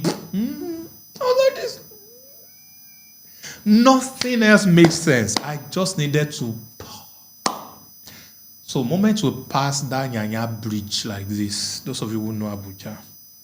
I just shouted at the guy, "Park!" He was like, "What's going on?" I said, "Park!" Moment he parked, I just came out.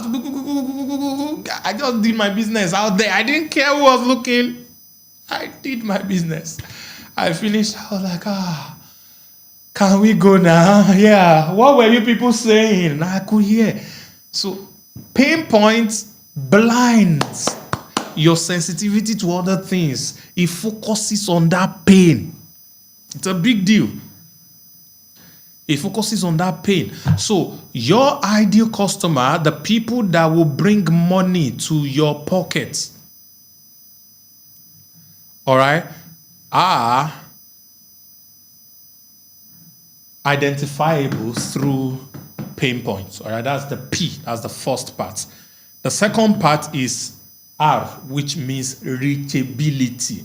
I call it market access. All right. Where are they? We know the thing that are paining them. We know the problem they want to solve. Oh, how can we reach them? Reachability. Write it down. We're going to deal with all of this, we'll go in depth. But I just want to define the framework for you. So we're using profile framework. The third one, this is very important. What is their desired outcome? All right, so this is outcome desired. So we didn't put desired outcome because O fill into the profile. So outcome desired. So this is talking about what happens after the pain point is taken away. What happens after the pain point is taken away? All right, what they desperately want, their transformation, the results that they want. All right, and then we'll go to F, which is the most important part. Financial capacity. Can they pay for this outcome that we are talking about? Can they pay for this outcome that we are talking about? Are you with me, guys? Can they pay for this outcome that we're talking about? So it's very important. And then that moves us to the next one, which is I. Identity markers. This is where we're talking about their demography. Are they male? Are they female? Are they all the other ones that they are doing in those Oyibo land? All right. Are they young people? Are they old people? How old are they? What age bracket do they fall on? What physical location do they live at? You know, that's demography generally. Identity markers. And then we have the L, which is lifestyle and values. Back then when you used to do Facebook ads, it asks you about interest. What are the general things that defines their daily living? What is their daily routine like? What do they enjoy? What are their habits? What are the interests they have? What are the things they like to do? All right? You want to know that. And then finally, their emotional triggers. What motivates them to move or what motivates them to stay back? All right? What stories move them? Emotional triggers, very important. All right? If I am trying to sell to Anambra men, Igbo Anambra men, they are uniquely rich. They have access to a lot of money. The emotional trigger of a typical Anambra rich man or Anambra man is ego. Ego. If you know them, tell me, confirm if I'm correct. If I'm trying to sell you an expensive nonsense, for example, and you are a Nigerian man from Anambra State, so you're a billionaire, and I want you to buy. All I need to tell you is something that appeals to your ego. And it won't matter how much I'm trying to charge. They will always buy.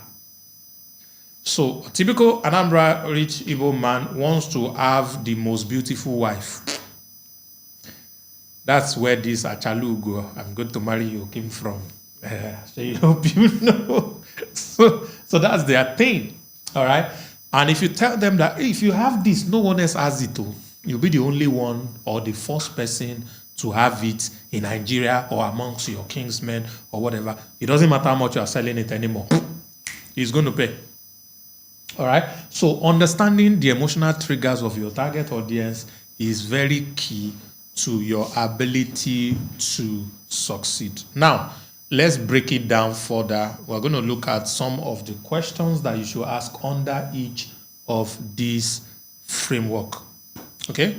So the pain point is very important. Before I go into the questions, I just want to tie it together. So this identity marker of the people that I'm trying to reach or I'm trying to sell to, I'm still good.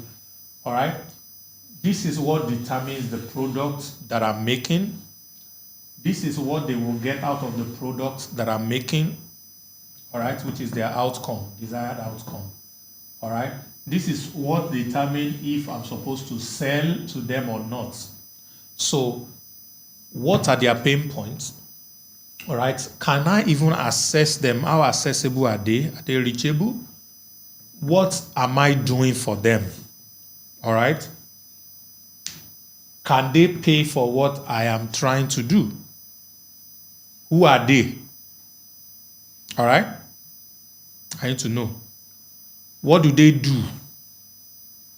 And how can I get them to do what I want? Okay.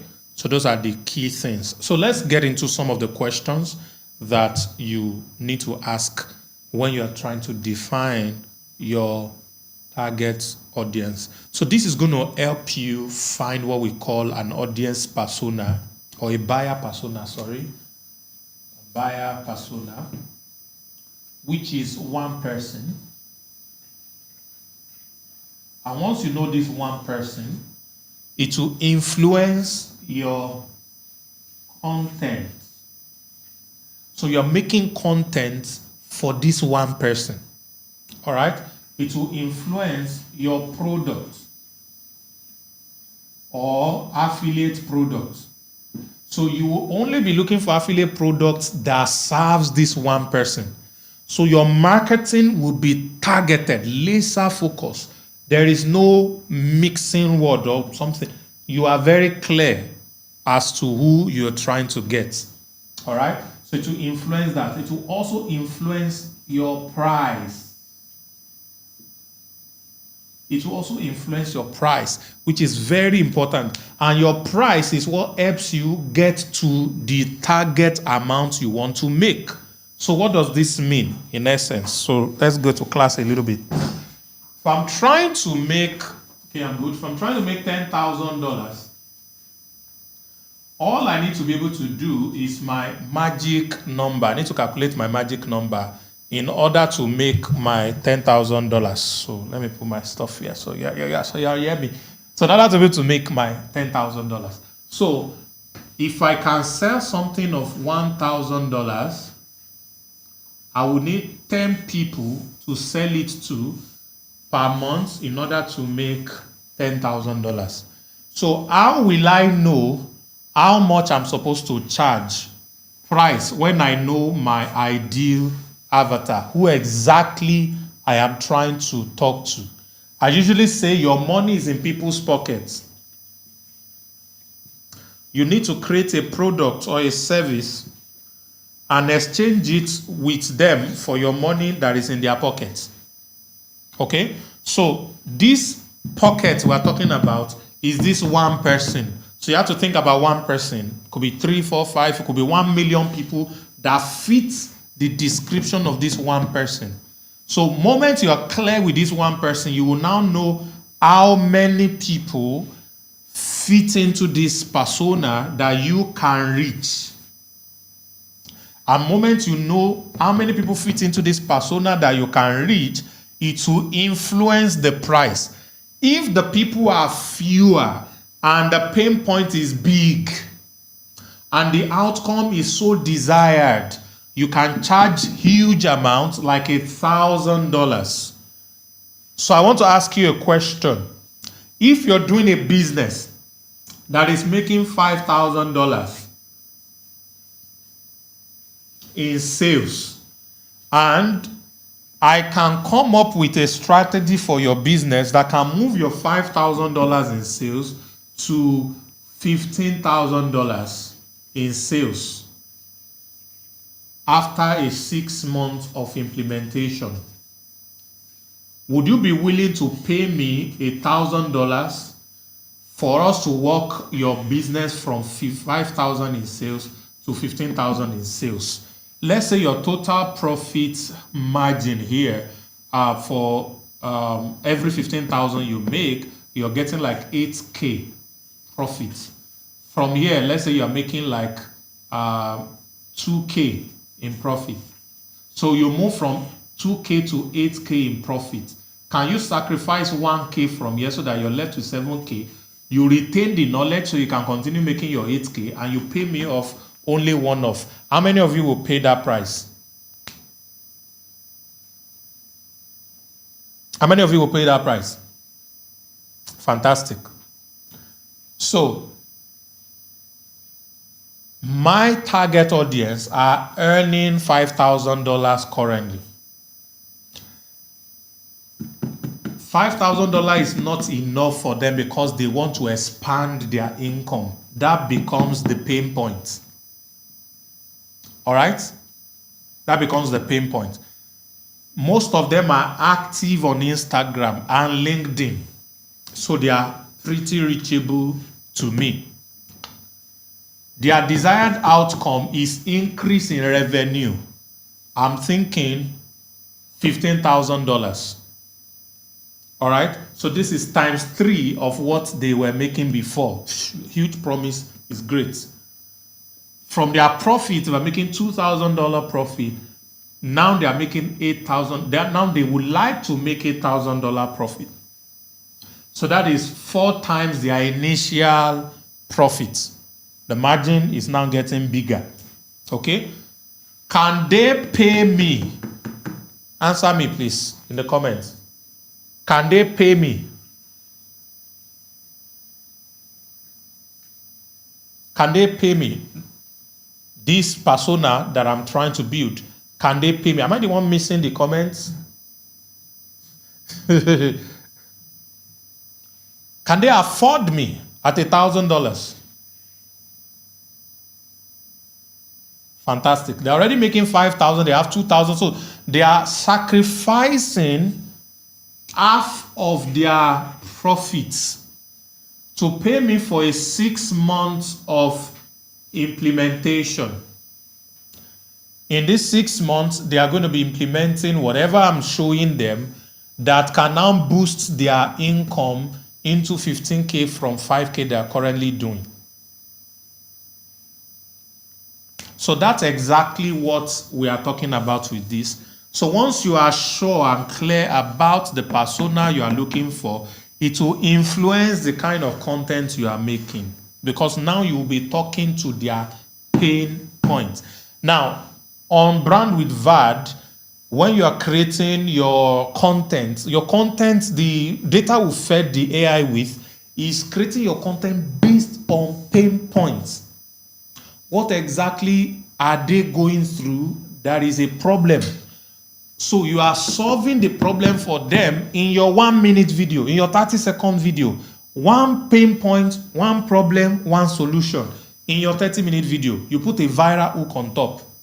When people start to see that your video is giving them an insight that they can apply to solve a pain point or a problem immediately, they automatically attach themselves to you. All right? They begin to follow you. And from there, there is now a promise of, oh, we can do this better. There is something you can do better. Or I'm recommending something. I'll give you a very beautiful example. Today, I was talking to you about creating a niche. A lot of you are multi-talented. You don't know what exactly to focus on. And after I taught you, I showed you the framework and all of that, I now introduce you to Brand with Harvard. I know that tonight, if I sold that brand with Harvard for $10, I'm going to get at least 50% of you buy it. If I put it on 14 days trial or 30 days trial, I'm going to get 98% of you will sign up for the trial. Do you get it? And you won't even know that I'm selling it to you. Why? Because the way I would have tied it is after I did that exercise with Dion, I'll say, you can go and register on this app. It will help you to do everything. So I'm recommending the app, all right, which is not me selling. So I won't say it's like, okay, so now that I've taught you, now I want to sell you my app. And I see this app, I use the app to teach you. And then I simply recommended it. Then it becomes a no-brainer for you to pay for it if you can afford it. So that affordability, provided you are my one person. So it's easy to sell to you. All right? So that also determine, all right? That also determine the kind of products that I also sell. Who my target audience are, or my target audience is. Let's use a singular person representation for it. Who the person is determines the kind of content I make, because that's what's going to attract them to me. It determines the kind of product I'm selling or recommending as an affiliate or as a business owner or services. It also determines the price point at which I'm able to charge. So, depending on who they are, that's what's going to determine. Now, question. This person that is making $5,000 in revenue, $2,000 in profit, if I promise a business growth strategy, training, personal brand marketing, offer engineering, lead magnet engineering, all kinds of products, coaching program, mentorship, whatever, and then I'm charging them $5, what will happen? Let me see how much of many of you have been following me. What do you think will happen if I'm offering a training to someone earning $5,000, $2,000 profit, and I'm charging it at $5, or let's even say $10 so that I can follow the same thing? What do you think will happen? Give me in the comment. What do you think will happen? It's a massive response, okay? He will doubt. Thank God. Jordan got it. Jordan has been a good student. All the way from Cameroon, shout out to you. They will automatically, it's one of those things. This one wants to waste my time. But if we flip it on the other side, and maybe the person is only making $50 from maybe a job, and I'm selling a $1,000 product, what will also happen? They will love what I'm saying the way a lot of people love Bentley and Rolls Royce. But a lot of people know that in this life that they came, they may never even touch one, talk less of sitting inside one, talk less of owning one. So that is why the owners of Rolls Royce does not advertise where the majority of people are, because they don't want to see they don't want people to see their product as something to aspire to buy, as a major expenses. They want people to see their product as an impulse buy. So in order to make their product to look like an impulse buy, they want to go to where they are selling products that are more expensive than their car. So that people will go to shop for that expensive product. When they see Rolls Royce just add 2 of these for me. Their product now become a add-on. Hey, something get it. So they go and showcase Rolls Royce where they showcase private jets or yachts. So that's where they put their Rolls Royce. So people who are buying private jets or yachts will see a Rolls Royce. I like this one, add it. Simple as that. So they are not going to showrooms of cars where people that have money for Corolla, this crazy one, they used to do Uber.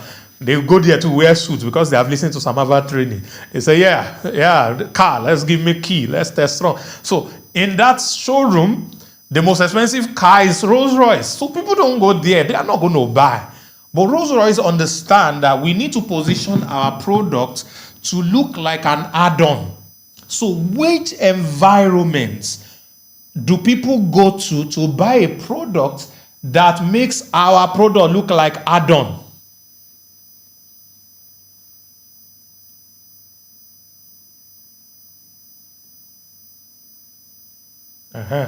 Victor, very good stuff. It's because you are talking to the wrong person.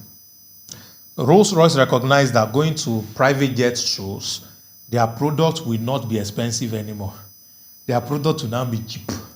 Very, very cheap. They understand that. They understand that one of the best places they want to show their car is during the Grand Prix in Monaco. That's where they want to demonstrate their cars. Why? Because the billionaires of the world, this is where they gather every year. People who can say, oh, Rolls Royce, give me 4. Oh, give me, what color do you have?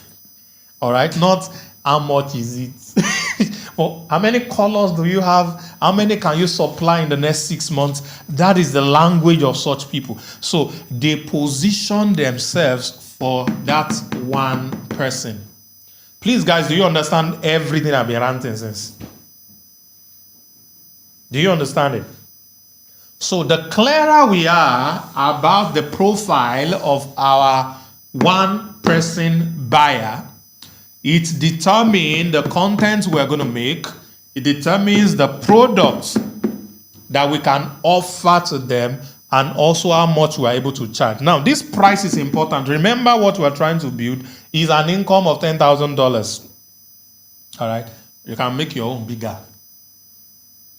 There are different ways to get $10,000. You can do $1,000 product, to 10 people. You can do a $100 product to 100 people. Now, 100 people to 10 people is times 10. That's a lot more people. And you can do a $10 product to 1,000 people. From 10 to 1,000 is 990 people. It's a whole lot of people. So, but how would you know? The moment you're clear about the persona, then you will now know how many of them exist. How many of them can you reach? If there are a lot of them that you can reach at that price point, now it becomes a good business. So it doesn't matter the fact that you're charging $10, you can easily reach 1,000 people. So that is how these two works hand in hand. You're very clear about what you are selling, who you're trying to reach. You're very clear about it, and then it makes all of the difference. So let's break this profile down with the following question. Let's start with the P, the pain points. Very important. So ask yourself these questions. What problem keeps them up at night? Now, pain points also helps you to identify the solutions or the products that you can recommend. Okay, so you have about 5 or 10 digital products. You want to be sure which of these digital products am I supposed to sell? Which of them am I supposed to promote? All right, very important. So you now ask, what keeps them up at night? I'm trying to solve it. What do they complain about all the time? That's number 2. What are they afraid will happen if this problem isn't solved? So I'm going to show you something interesting. Let's make this very practical, and I don't even mind which one it is. If you have any products, type for me your product in the comment section.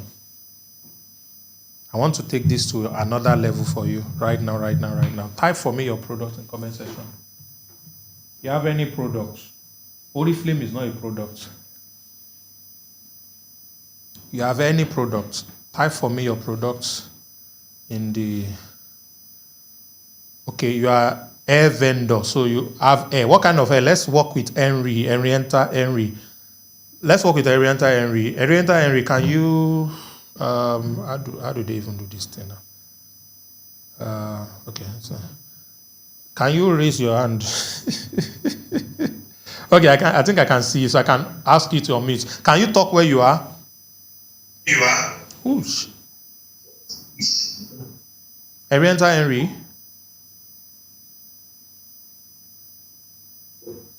Okay, I can hear you, sir. Okay, you said human hair. Yes, sir. That is for ladies, Abby?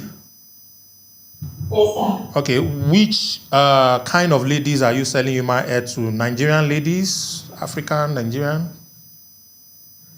Nigerian ladies most especially, but the last 2 weeks I've been doing diaspora. Somehow I can look at those kind of my sales now to that point. Okay. Okay, so Nigerian ladies, human hair.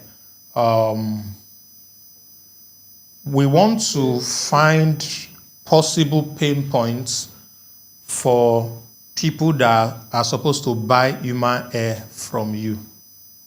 All right? So I want to prompt ChatGPT, which is an LLM that all of you are familiar with, and I just want to use it to show you how to do that. And I'm going to use the outcome to create something for you quickly right away.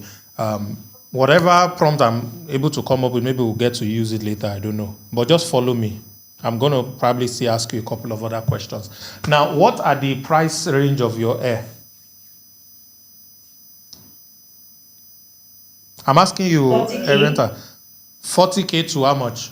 40,000, 50,000 to 300K. So between 40,000 naira to 300,000 naira, those are the price ranges of the product you currently have with you. Yes, sir. And you're trying to sell to ladies between age what and what? Age 18 to 55 thereabouts. Okay, 18 to 55. In what city in Nigeria are they likely supposed to be? People who can afford to pay 40K to 300K for human hair. Abuja, where else? Yes. Huh? Abuja, Kaduna. Why haven't I had Lagos? I was thinking it was going to be the first. Most of them will have their sales from buying from Lagos already. Okay, so we're looking at the northern part of Nigeria for you. Okay, so let me work on something quickly. Just watch me. I hope this thing works. Let me test. Hello, I just want to test if you are working, and if you are not working, you can get out of my screen. Thank you. Let me see if it's working. Okay, it's working.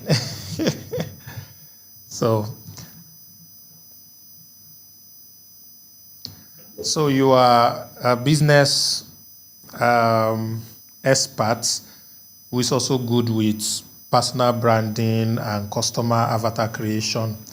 I am an hair vendor who sells human hair to Nigerian ladies between the ages of 18 to 50. And the prices of my hair pieces, human hair pieces, ranges from 40,000 naira to 300,000 naira. And I'm trying to reach my target audience or specific target audience, but I need to know what their pain points are, because I believe I can connect with them easily when I'm clear about their pain points, which my beautifully made human hair can solve. So for the customers who are supposed to buy this hair from me, I want you to help me come up with about 10 unique specific pain points that they have, which will help me determine the kind of content I can make in order to attract them, which will also help me determine which of my products, which of the hair types I can recommend to them, and also will help me determine the kind of price that I'm going to be charging them for any of my products. So come up with 10 different pain points for me. Okay, so that's the way I prompt. I prompt by talking and just gisting with the stuff, and then he's going to give me what I want. And bams, I'm not showing you what I'm doing already. Let me show you. Sorry. This is it. So absolutely, Sam. Let's break it down. You're selling premium human hair to Nigerian ladies ages. Okay, so we have this ages. Where did I stop? 18 to 50. So these are their pain points. I want to look classy and expensive, but I can't afford luxury hair every month. Can you see this, Renta?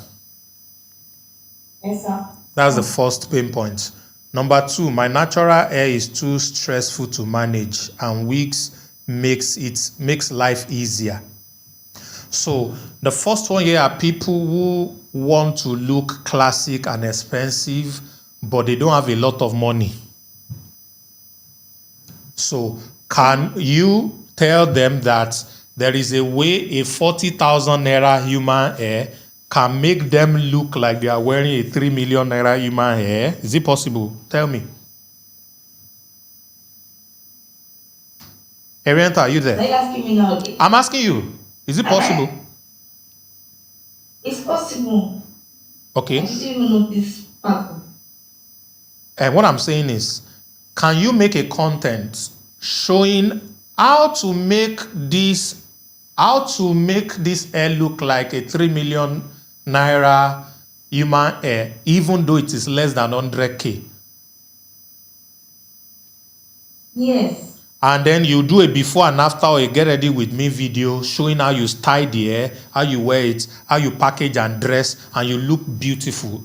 If you are a very good looking person, which I believe you should be, but if you don't want to do it, you can look for a model, let the person look not so good, and then makeup will appear and clothes will appear, and then you put the hair, and the person will now, come out. You can even rent G-Wagon. And the person will enter G-Wagon. It's hair that you are selling, but you are putting G-Wagon inside, you are putting all of those, and you do that content. What do you think will happen to people who want to look expensive for their next outing? People go out every week, my darling sister.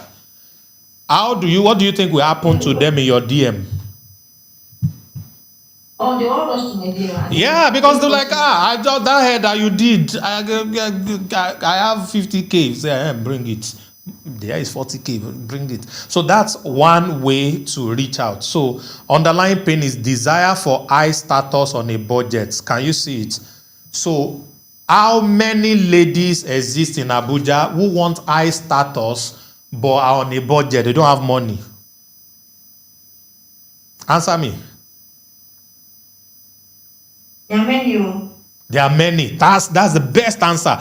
That's the best answer. So we are talking about reachability. A lot of them is scalable. All right. So the ideal product is a reusable bone straight or body wave hair that is between 40K to 100K. All right. Content ideas could be 3 premium hair types that makes you look like a millionaire without spending millions.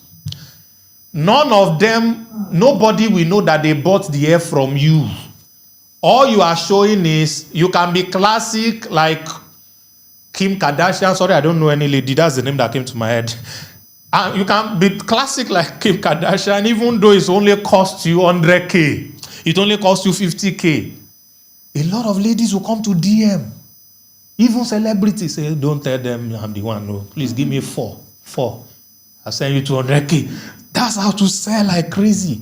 Okay? So that is just one pain point. I did 10 for you. Now, the second one says, my natural hair is too stressful. So the pain point is lack of time and energy for daily hair care. So natural hair is good though, but you don't have enough time because you have to prepare for work, you have to do this, you have to do that. Why don't you just have one hair that once you style it, it stays like that, just put it on and you're looking like Mary, the mother of God, So your ideal product is glueless wig, all right, ready to wear. You see, it's giving you all these things, including price points. And then you can make content around this. Why busy women are switching to glueless human hair wig. So you can make this content. You don't even need to talk because content that you don't talk, when you get to content creation later on, a couple of weeks from now, I'm going to break content down for you guys. Or those of you who are attending my personal brand class, we are going to deal with that. Part of the content that goes viral, the ones that you don't talk. You are dancing and you are pointing at caption. Or you are performing an activity and you don't talk. Why? Because the moment you speak and you speak English, it limits you to less than 30% of the people that could have reached or watched your video. Because less than 30% of the people, internet users, speak English. So it limits it completely. But that's why people like Kabilim, their content goes viral because they don't talk, they don't speak any language. So everybody can relate to it easily. So one of the sweet content hack is to simply not talk. Okay? So that's that. The third one, my synthetic wig embarrasses me in public. It tangles and looks fake. This is a pain point. All right? So you can give them 100% virgin hair. There's so many things here. There are a whole 10. All right? So would you like me to create a customer avatar for each of these products? So I'm going to take this to another level. I'm going to take it to another level. I'm going to say, what do I need? I need a customer avatar for each of them. I need a content calendar also. So let me start with the first one. Give me a customer avatar for each of these pain points, and also give me an ideal angle that I can present and recommend my product for them based on each of these pain points. Put it in a tabular format. Okay? So that's how I do it, and I put it inside, and it's going to get to work and get stuff done. So you can use UGC video. Yeah, thank you, Dion. So many things that you can do, but this is now talking about the kind of content that you are making. You are educating people.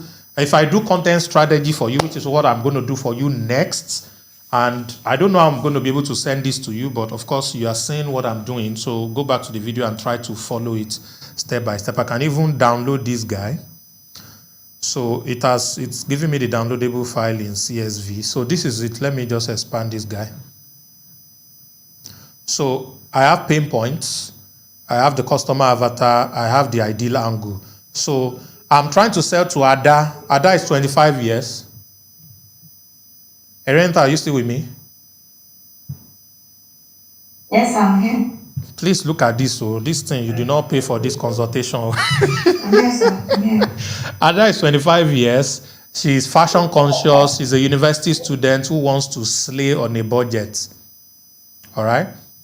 So I can present my mid-range reusable wig, bone straights, body stuff. This doesn't contain the whole thing. I don't know why it's not showing everything. So, and then I have another one, natural hair stressful. Chioma is 32. She's busy, Lagos-based career woman and a mother of 2. So I can recommend this. So you can look at each of these things and it makes a lot of sense. So I now want to go further.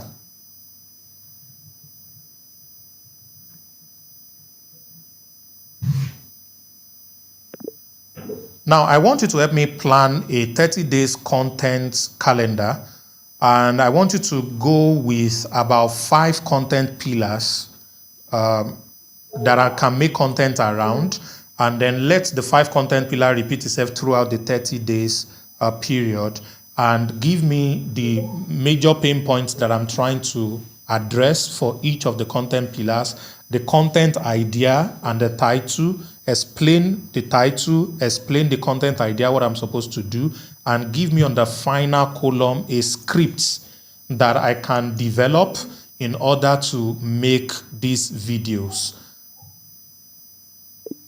So now he has given me, I'm going to run that also. So this is going to give me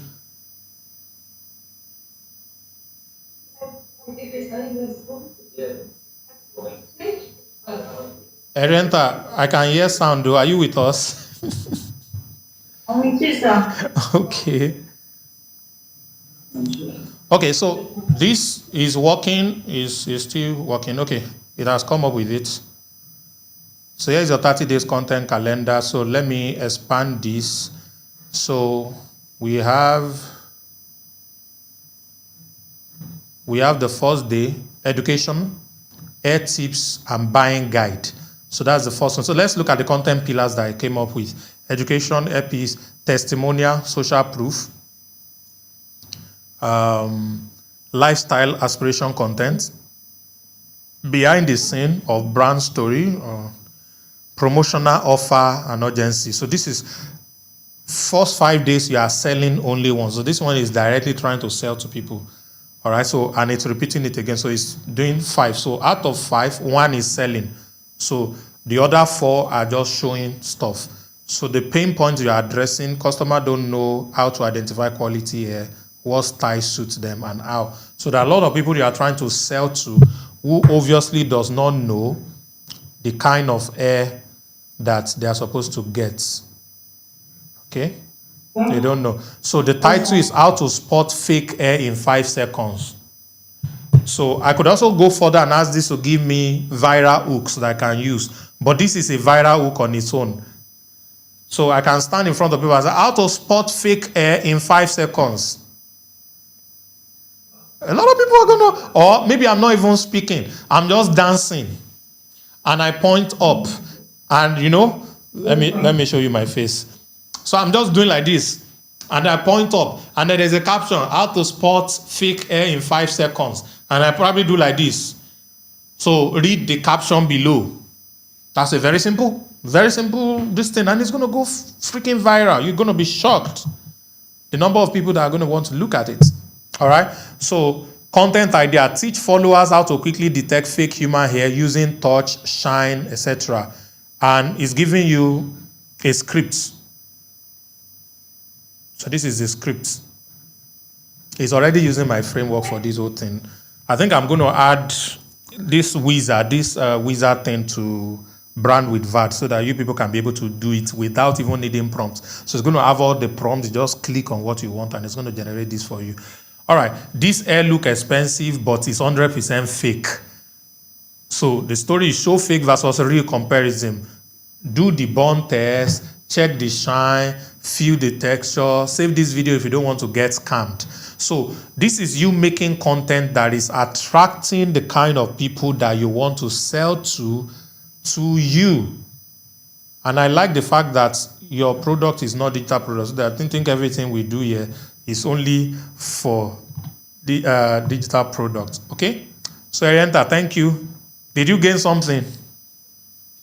Yes, I did, sir. All right, fantastic. Thank you, sir. All right. So this ChatGPT you're using, is it a paid version? Because the one I had before, it's limited. It's a paid version and it has been trained. Your ChatGPT will not give you this kind of result that it's giving me because I've trained this one.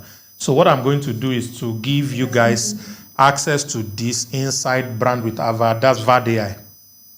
So I'm going to add it to VAD AI and you can be able to use it for the stuff you want to do. So the purpose of VAD AI, part of the things that I want to do is for every affiliate. When you pick a product, before you go and promote and be sharing link, like all these old affiliates, we don't know what they do. You first need to know who exactly needs these products. Who are the target audience for these products? What are their pain points? How can I generate content that can attract them and I can recommend these products without running ads? Organic content, different things. Do TikTok, do YouTube, do Instagram, and people that need that product come to you naturally because of the kind of content you are putting out that is addressing their pain point directly. And when they come to you, you can now recommend that content to them, that product to them easily. And when it starts to work, when those contents start to work organically, you take the same content and use it to run ad. You will thank God because you sell like mad. So that is where we are going into. This is why it's important. Like I said, our case study is not top affiliates. You know the way we used to all these people that show screenshot every weekend. No. Our case study is actually Amazon. You know, Amazon is a structured business. That's how I want you all to be. I want you to be a Walmart. I want you to be a structured business so that you understand the process of all of these things that I'm talking. And it helps you to actually reach out to the people that you are supposed to be selling to, not just jumping around. All right? Yeah, like I said, camera shy doesn't do any... did I not shoot a content? Come and tell them. Come. Everybody needs to show you. I did some content recently for my Dream 100 affiliate that I'm working with for some of my products. Tell them some of the things I did while we're recording. Talk. So you rapped. I rap. Did you hear me, guys? I rap. You dance. I dance. You jumped around a lot. I jump. Did I carry stick? You carry stick. You jump. You dance with suits. You get pointed up too. Fantastic. Thank you. So that's the person that has been editing my videos behind the camera with this other gentleman that is David. So that's it's not every time that you just sit and say, hi there, my name is Sam Harvard, and today in this video I want to tell you how to buy my product. It's not every time. Sometimes I'm ashamed of that rap, but I put rap like there's this music. Let me see if I can get there's this music that it's an Eminem. Is it Eminem or Eminem? Which Eminem? You shall know the guy I'm talking about. He's a singer. He used to rap. He raps like a black guy, even though he's an Oyibo. So there's this. I even have it here. This thing is not on. It's not on premium. Oh yeah, advertise. Let me go. Thank you. Mm-hmm.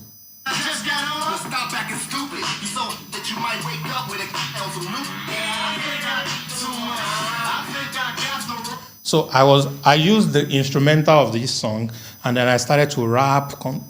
I was just trying out things, you know. So you do not have to do a kind of content. That's why I told the AI to give me content pillars that Oriental can work with. It's not just about talking every time. So there are so many things that you can actually do that can attract the right kind of customers to you in that context. So it's very important that we pay attention to that. Okay? Where did I stop? So we just touched pain points. So the next one is reachability. I think it's quite self-explanatory. You ask yourself the following question. Number one, which social media platform do they use daily? What influencers or brands do they follow? Why are you asking what influencer or brand do they follow? In case you want to use influencer marketing or micro-influencer marketing. It's very important. Excuse me. Do they prefer video, podcast, blog, or social content? And then it comes to the desired outcome. This is very important. What results are they secretly or openly craving? What would success look like for them in 30 to 90 days? Very important. If you're my joy, I see you. How do they measure transformation? I had a podcast recently. We've not posted it. And I was discussing with my guests on the structure of online course in 2025, what it's supposed to be. Before now, it's all about, I want to teach you how to boil water. That's the course. So I made videos on boiling water. I explained all the process of boiling water. I actually boiled the water, and then I put all the videos together on a website. People pay for it. They go and watch the video. I leave them to it. That no longer works. All right? What should now happen in 2025 is after I've done that, I now need to come back and create an evaluation program or process that finds out from the people who bought the course how many of them can now boil water. How many of them cannot still boil water?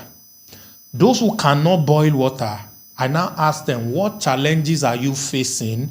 Even with all the things I have taught, you still cannot boil water. So tell me, what do you think is preventing you from boiling water?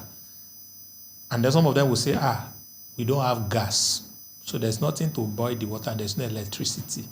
I said, there's no way you will boil water without something to boil the water. So I have a friend who actually sells gas. What if they give you some gas? Would you be able to boil the water? I say, yes, that's all I've been waiting for. Now the customer will take extra money out and pay for gas. That's you upselling. And at the same time, turning that person to someone who can boil the water. Please, do you understand? I'm not talking about water and boiling now. I'm talking about anything you are teaching in this life. So that is the way it's supposed to be. If you are able to achieve that,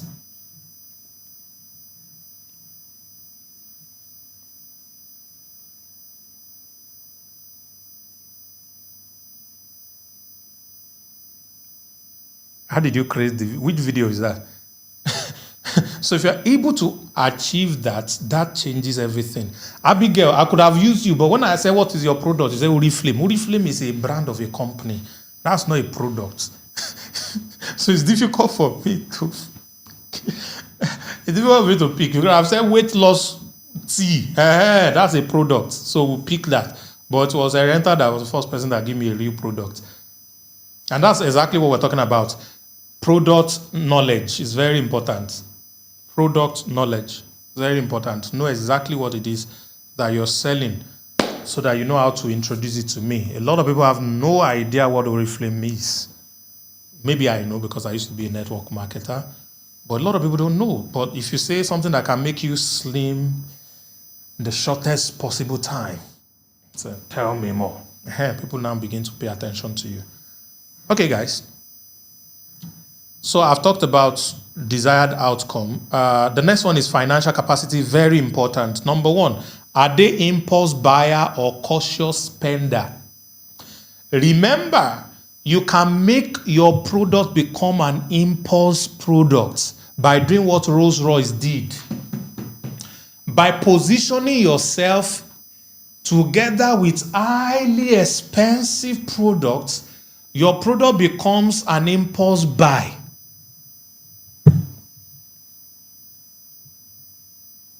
Are you with me?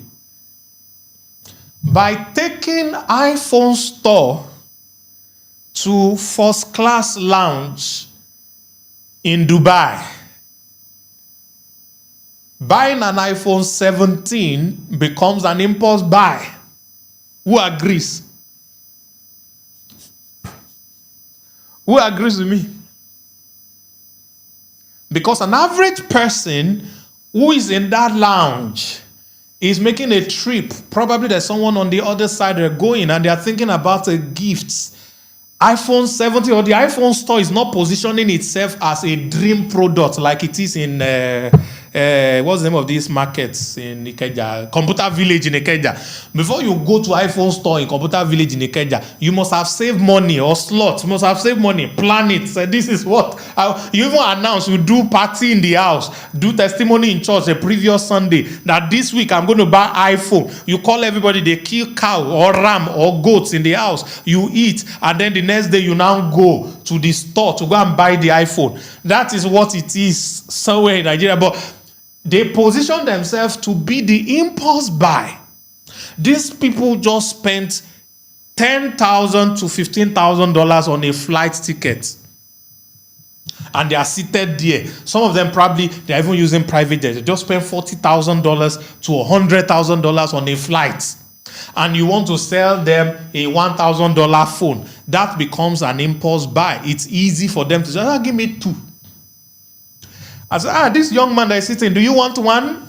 Give him one. That's what iPhone becomes. But when you bring the same iPhone to Lagos, it becomes something that people have to save money. Like one of my ladies that produce in the studio here came and we did Thanksgiving that she want to buy a new phone. She came and said, Dr. Sam, I want to change my phone. I will be buying the phone. The money is now complete. I said, oh, praise Master Jesus. I said, hallelujah. I said, yes. So the next day, you have not bought the phone. He said, yeah, I will buy it tomorrow. And the money is complete. And she bought the phone. She came to the studio, said, see the phone. We say, hey, all of us dance. We're happy. Phone will not reach 1 million naira. So when you get here, that becomes something you plan. So you don't just. But what if they take that phone to where people spend a lot of money naturally? They will just say, give me 2, give me 4. I don't know if you are getting where I'm going with this. Positioning is very important. Okay? For affordability is very, very important. So are they impulse buyer? People who buy things by impulse. It's a case of objectivity. What do I mean? The same person that buys something that is very expensive without thinking about the price, we go to another place and we price everything. We price everything. Let me prove it to you. All of you listening to me, if you have ever gone to a cinema, that popcorn is an impulse buy. Let me even check. Is there anyone here who knows how much it costs to pay for popcorn at the cinema right now, as of today? How many of you know? Do you know that the same you that will say, give us 2 large, when you're about to get into the cinema, if you meet one Yasikira on the road that is selling guguru atepa, maybe you like popcorn, and you say, give me popcorn, and the mama sells popcorn, and then the mama is now telling you, oh, everything is 500 naira. You say, it should be 200 naira. But the same you just paid 5,000, 7,000 for popcorn at the cinema. Why? Because the popcorn maker at the cinema position their popcorn alongside movie tickets that is already expensive, so that popcorn become an impulse buy. It's an add-on. Add it. So even shock you further. 1 bottled water in Fame House in Lagos, I'm currently in Lagos, is 1,400 naira. Here, across the road, it's 1,400 naira. And the real water, how much they sell real water normal place? The bottle, do you have idea? Each time you go to buy one singular, how much do you have? 400 naira. So it's 200, 400. That's the amount you buy it if you buy one. But it's 1.4 at the cinema. But you don't complain, because how would you watch a movie for 2 hours, 3 hours, the kind of movies I watch, Marvel nonsense, and not drink water? You have to drink water. Sometimes some of us don't even go to cinema alone. I don't go with girls. I mean, with my boys in the house, we'll just take them. Have I not taken you to cinema before? We'll come and talk now so that they will know. So I take them to cinema and I will buy all of them water. And we won't know. The same amount of water that all of us would drink is what we used to buy pack that we bring home, that we drink for days. Why? Because that water becomes an impulse buy because of the positioning. Do you understand? So where you put your product either makes it cheap or expensive. All right? Where you put your product either makes it cheap or expensive. I have a lot of examples in my head, but let's just leave it at that. So number 2, under financial capacity, because this is very important. What's their average income level or business revenue? I need to know how much you are making. Oh my goodness, I need to know how much. I need to have an idea. It's going to let me know what I can do to help you. And it's also going to help me know how much I'm going to charge you. All right? Number 3, what's the maximum they spent on a product like yours before? Oh, you're not the first person I'm talking to. How much have you? You know, somebody invited me to speak several years ago to a group of people on Zoom. And I started speaking, I finished speaking. They enjoyed my speaking. And I wanted to sell them a product. And you know, this offer stacking we used to do. So I was stacking the offer. If you buy everything separately, it will be a total of $15,000. But because of this, we are giving you for only $1,000. But the product is $100. That's where I'm going. But I got to $1,000, I will now pause. So after I said $1,000, I'm supposed to do, there's this thing we call what if. I say, what if all you got from this is your ability to travel the world and enjoy freedom? Will it be worth the price? So I was trying to do what if. One spirit just said, look at comment section. And I look at comment section. There were not plenty. Maybe it were like 50 or 100 people. I just started saying, how do we pay? Send accounts. I said, I never reached the $100 where I once said this program. These people are already asking for account to pay me $1,000. I say, yeah. Positioning. So, the people I was talking to, majority of them are not living in Nigeria, they're in diaspora. So $1,000 for the kind of value that I just outlined was normal, was impulse buy for them. Because a lot of them have spent $10,000, $5,000 for Oyibo programs that is not even as deep as what we do here. And I'm a good salesman. If you don't believe me, why are you here still watching me? All right, so as a good salesman, I've done my homework. I've, laid it. But it's $100 that I want to sell the market. And now I'm doing price tagging. I've gotten to $1,000.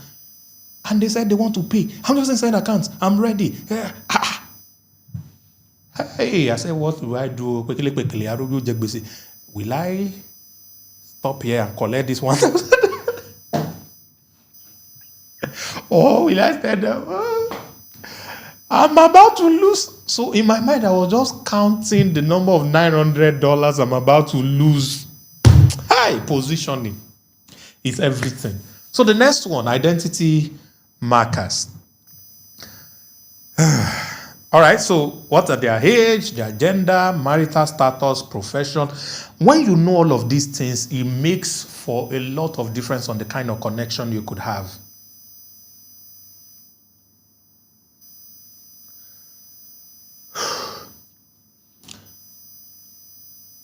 There's a story a mentor once told me that he went to make a presentation to one powerful person one time, and it took him a whole lot to get an appointment to meet the guy. So he has been planning, praying and fasting and wondering that when he goes to make this presentation, the guy will like his presentation and decide to give them the contract. And the moment he got to his office and they asked him to come in, all these big, large offices. So the man was still doing whatever he was doing. He wasn't really even looking at the guy that walked in. So the guy walked in and then saw him, was like, gentleman. So he said his eye just went to the table of the man and he saw one effigy, something like that, a football, Manchester United. And he didn't say good morning to the guy. He didn't say, my name is Dr. So-and-so. He didn't say anything. The first thing he said? He said, you're a Man U fan. And the man, we know they smile, we everybody they fear, say, are you a Man U fan? Say, yeah, correct, give me a, we went there. Said that guy say he's a Liverpool fan. No, he's not Man U, but that day he became Man U fan. He said before, they don't talk for like 30 minutes. Before the man said, you came here for something. Say, is that contest? Said, that one, they have not, you will have it, we will win the league. He said, we will win the league. Man U. Just like that. All right. So because the program, the contract he went there for has absolutely nothing to do with Man U or football. But just by knowing something about the persona of your target audience, you can connect based on that. So that connection happened based on Man U. And my guy, I think it's Arsenal. My boss was Arsenal because I'm Arsenal. All of us are kind of Arsenal. We know they win. If you had gone and said it was Arsenal, you won't don't finish. But the moment you saw the guy, Man U, just say Man U. If you was going to do something for me, and I know you support Messi, I'm a Messi fan. That day, we'll go talk Messi. But naturally, I'm Ronaldo, you understand? So you can find something to connect with them, all right? Where they live. Are they beginner, intermediate, or advanced in their field, all right? Then the next one is L, which is a lifestyle and value. What do they value the most? Freedom, success, faith, family, sports, like I just mentioned. So what are the things that are valuable to them? How do they spend their weekend? All right? How do they spend their weekend? What book, shows, or hobbies do they love? It's very important. Very, very important. Very, very important. The first girlfriend I had in my life was because she's an Arsenal fan. That was what connected. That was what connected. Oh my goodness. All right, and finally, emotional triggers. Emotional triggers. What language or phrase steers the emotion? You got to know. Are they afraid of failure, rejection, or being left behind? Now, I want to focus on one thing. Do they like to be pushed or pulled? We have push or pull. Okay? They like to be pushed or pulled. Some people like to be pushed. Some people like to be pulled. To push people is to sound like you are a failure. You can never make it. It's to sound like you're the only one left. If you like, take this. If you don't like, don't take this. You're losing out. But to pull is to massage people's ego. Hey, you are the greatest of the greatest. People who do this thing are the best of the best in the world. You are going to be the best. You're going to shine. Hey, their head will be swelling. They will give you all their money. All right, to get stuff done. A lot of ladies fall in here because they are emotional being naturally. So things that make them finer than another lady. Press a button. Anything that makes them finer than another lady, or better than another lady, or preferred than another lady, you will sell like mad to ladies. You will sell like mad to ladies. A makeup artist says, this wedding that you want to attend, will your ex-boyfriend be coming? Say yes. You want him to see you and you still look like the person he left, or you want him to see you and be regretting that he left you and he will be trying to beg you? The lady will say, yeah, I want him to. So, you know he's going to come with another lady. Do you want the lady to be jealous that, hey, see the kind lady that left this guy? Or do you want them to be looking at you and say, no, we're not fine. Say, I want this. Then you have to pay for my makeup. It's 5 times the normal price you used to pay, but there's something I'll do to your face that the guy will think you have made it in life. What do you think will happen to that lady? She will go and break her piggy bank, pull money, and do that makeup. It's never about the makeup. It's about the emotional trigger. Okay? So you have to know your customer, understand the emotional trigger. You'll be choking it into this thing, into the messages. One of the VSLs that I did last year, this year, that we use, I was talking to Nigerians. And I started by saying, if you're a Nigerian watching this video, I want to empathize with you because I know what you're going through. I know what the government has done and how gari is now expensive, rice is now this amount, minimum wage is refusing to go up, how this and this and this. I was just putting all these things out. So a VSL is video sales letter. Video sales letter. It's like a short kind of webinar. And I started to connect. And the more I was saying those things, the more Nigerians were coming closer and closer. I said, I want to help you. So what are the things you can do just to do extra income? You can do this, you can do that. So I'm going to be teaching you this. The speed at which people pay for that product. Emotional triggers. Very important. All right? Play around that, and then you're going to be able to get the best out of the lives of people that you're trying to reach out to. It's going to be very, very incredible. Okay, ladies and gentlemen, I will take a pause here. I'm going to try and take 1 or 2 questions before we go, but we are going to be on episode 3 next week. We're going to be building your personal brand. All right, so we're building on this. I'm going to be talking about personal brand 101. So I will advise that you attend the masterclass that I'm doing on Saturday. If you can, it's going to be 8 p.m. on Zoom. You pay anything you want. I'm not charging you anything. But if you're an LAP member, you practically can attend for free because you have 90% discount on whatever it is that you're paid. So you technically can attend that for free. So we're going to be doing personal branding.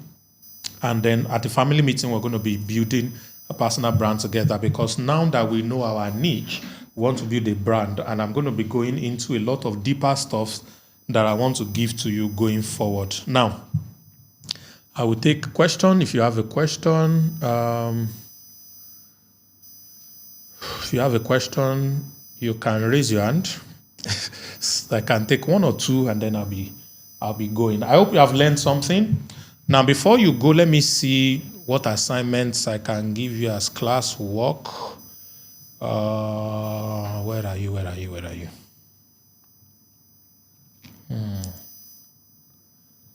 Okay, so the only assignment I can give you, I already given you VAD AI. So work on VAD AI, do all the things that are there. Then I want you to work on your ideal customer avatar using the profile framework. Who is that one person that has your money in his or her pocket? Who is that one person? Before next week, I'm going to be putting the profile stuff inside VAD AI. So you can be able to get this done in VAD AI and then also use it to generate your content strategy. But we're going to take those things step by step and be able to get it all done. So please, between now and next week, I need you to work on your customer persona. All right? I think from next week, we're going to be going into LAP platform and pick one or two things for examples in order to teach. Remember, our goal is to build a $10,000 business. And I'm going to take you there in 52 weeks. This is just second week. Have you learned something? All right, thank you very much, everybody. I'm going to see you next week. Let me allow you to go and prepare for your week. Have a wonderful, powerful week.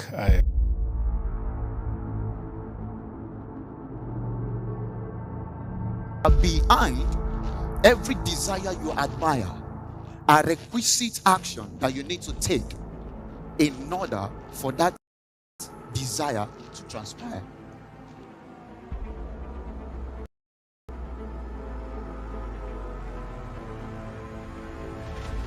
I want to say welcome, Accra, Ghana, to the 40 Streams Conference. Here in the hall, you connect with great mentors. You get information that will make you relevant in your generation. And just the lack of this information can cost you another 10 years of frustration. It's not a question of whether you can make money online. It's a question of what systems are you aware of that you can take advantage of to make money online. So we are not looking at individuals that are just doing the thing. We are just looking at a crop of people who are banded together, seeing themselves as a team that is making a transgenerational change. Until you take that decision and say, like the biblical character called Esther, if I perish, there won't be any change. Most importantly, will you take action repeatedly?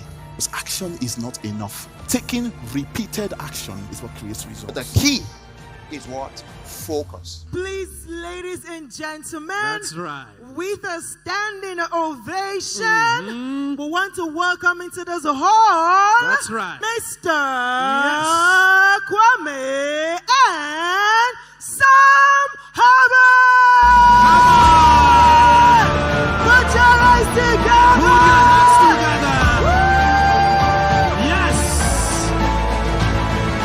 Becoming a millionaire or billionaire is not a function of age. It's not a function of your nationality. It's not a function of gender, and it's not even a function of your spirituality. People are saving lives on the internet. People are changing their families' financial standings using the internet. If today we have mobile money and my 72-year-old mother can send and receive money, it should tell you what technology is.